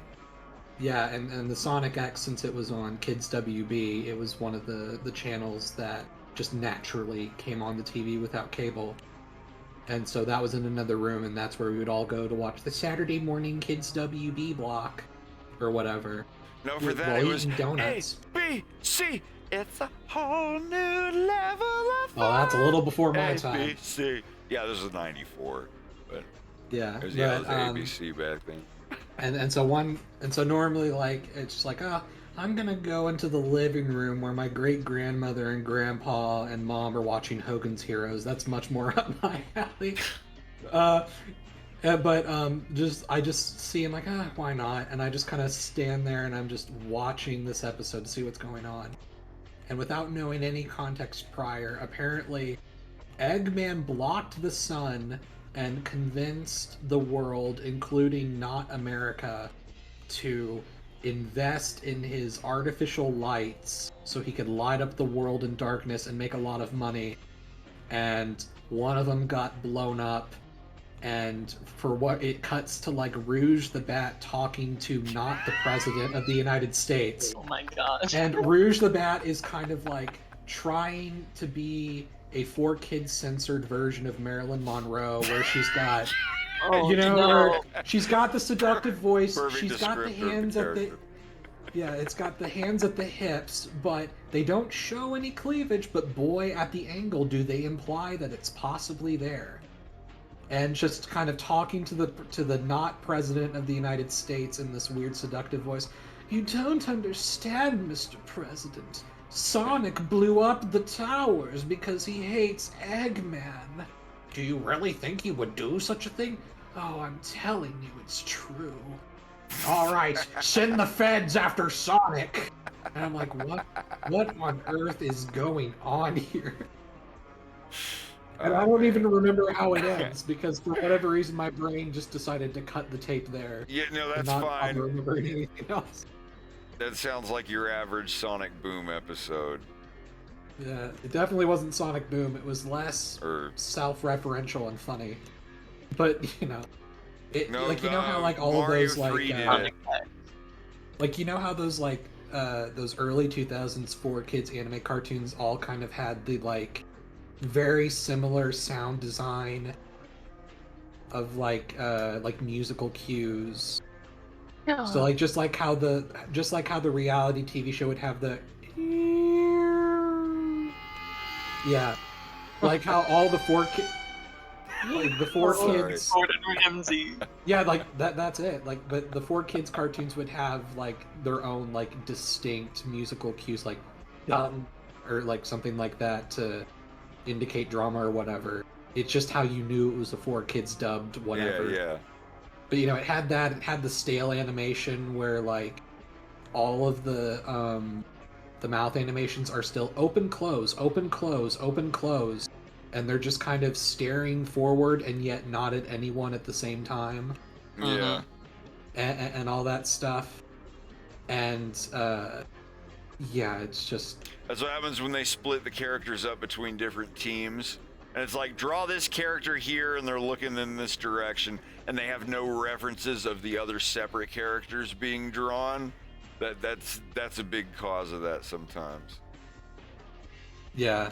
It's like this crew is gonna draw Captain America, and like your bad guy's up here somewhere, and this guy over your crew, you all are gonna draw Hawkeye, and he's looking at Captain America.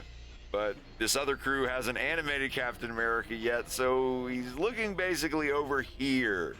Like, yeah, you have things like that. Yeah. So when they're in the scene together, like Luigi is like half the size of Mario, and their palettes are flipped. Yeah, There's so and it's much like of that. all of those 4Kid shows, whether it was Sonic, Yu-Gi-Oh, the mid seasons of Pokemon, whatever they were, it because of like the time period, I guess. It was like it had the absurd plots that made no sense, but it wasn't the 2010s yet, so they didn't like self-referential themselves and meme to make it funny. They took it seriously. Yeah. And so just watching it's just like, I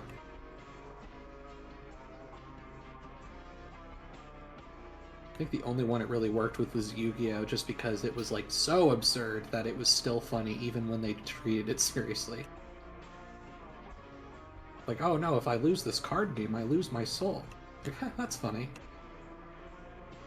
I love how in the 4Kids version, when Kaiba is like about to be assassinated. They just censored the gun so the guy is trying to shoot him as he jumps out a window. Are just pointing their fingers at him like really aggressively.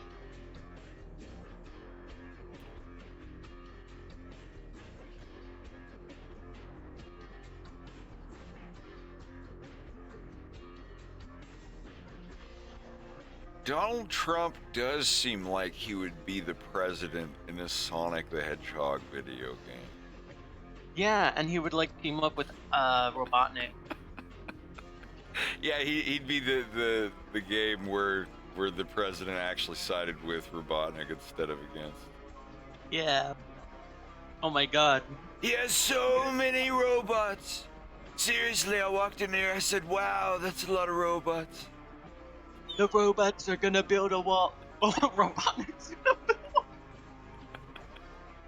Oh Damn. no. A We're wall gonna of robots. roboticize all the illegal aliens. God damn. That would be a flaw. Donald Trump trying to roboticize people. The robots are gonna give us our jobs. Oh god. No, the Donald Trump Pokemon song I was in the middle of writing was pretty great.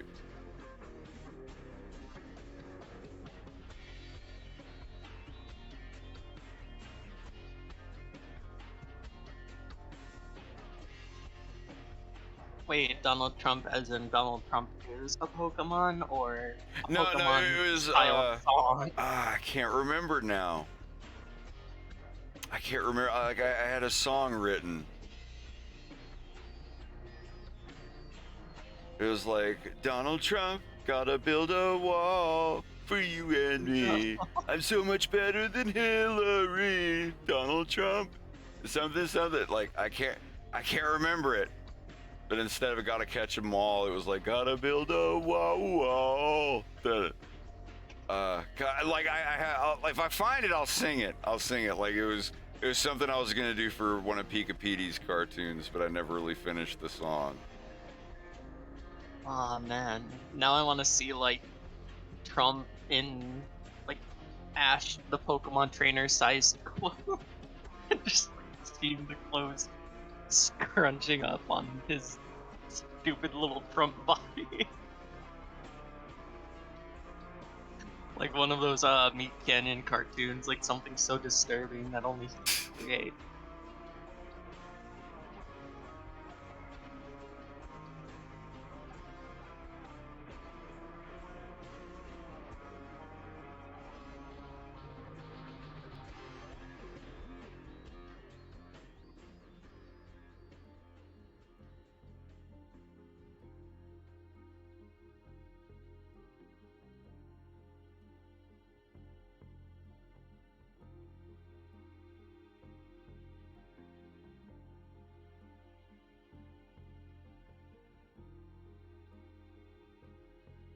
Nine frames left.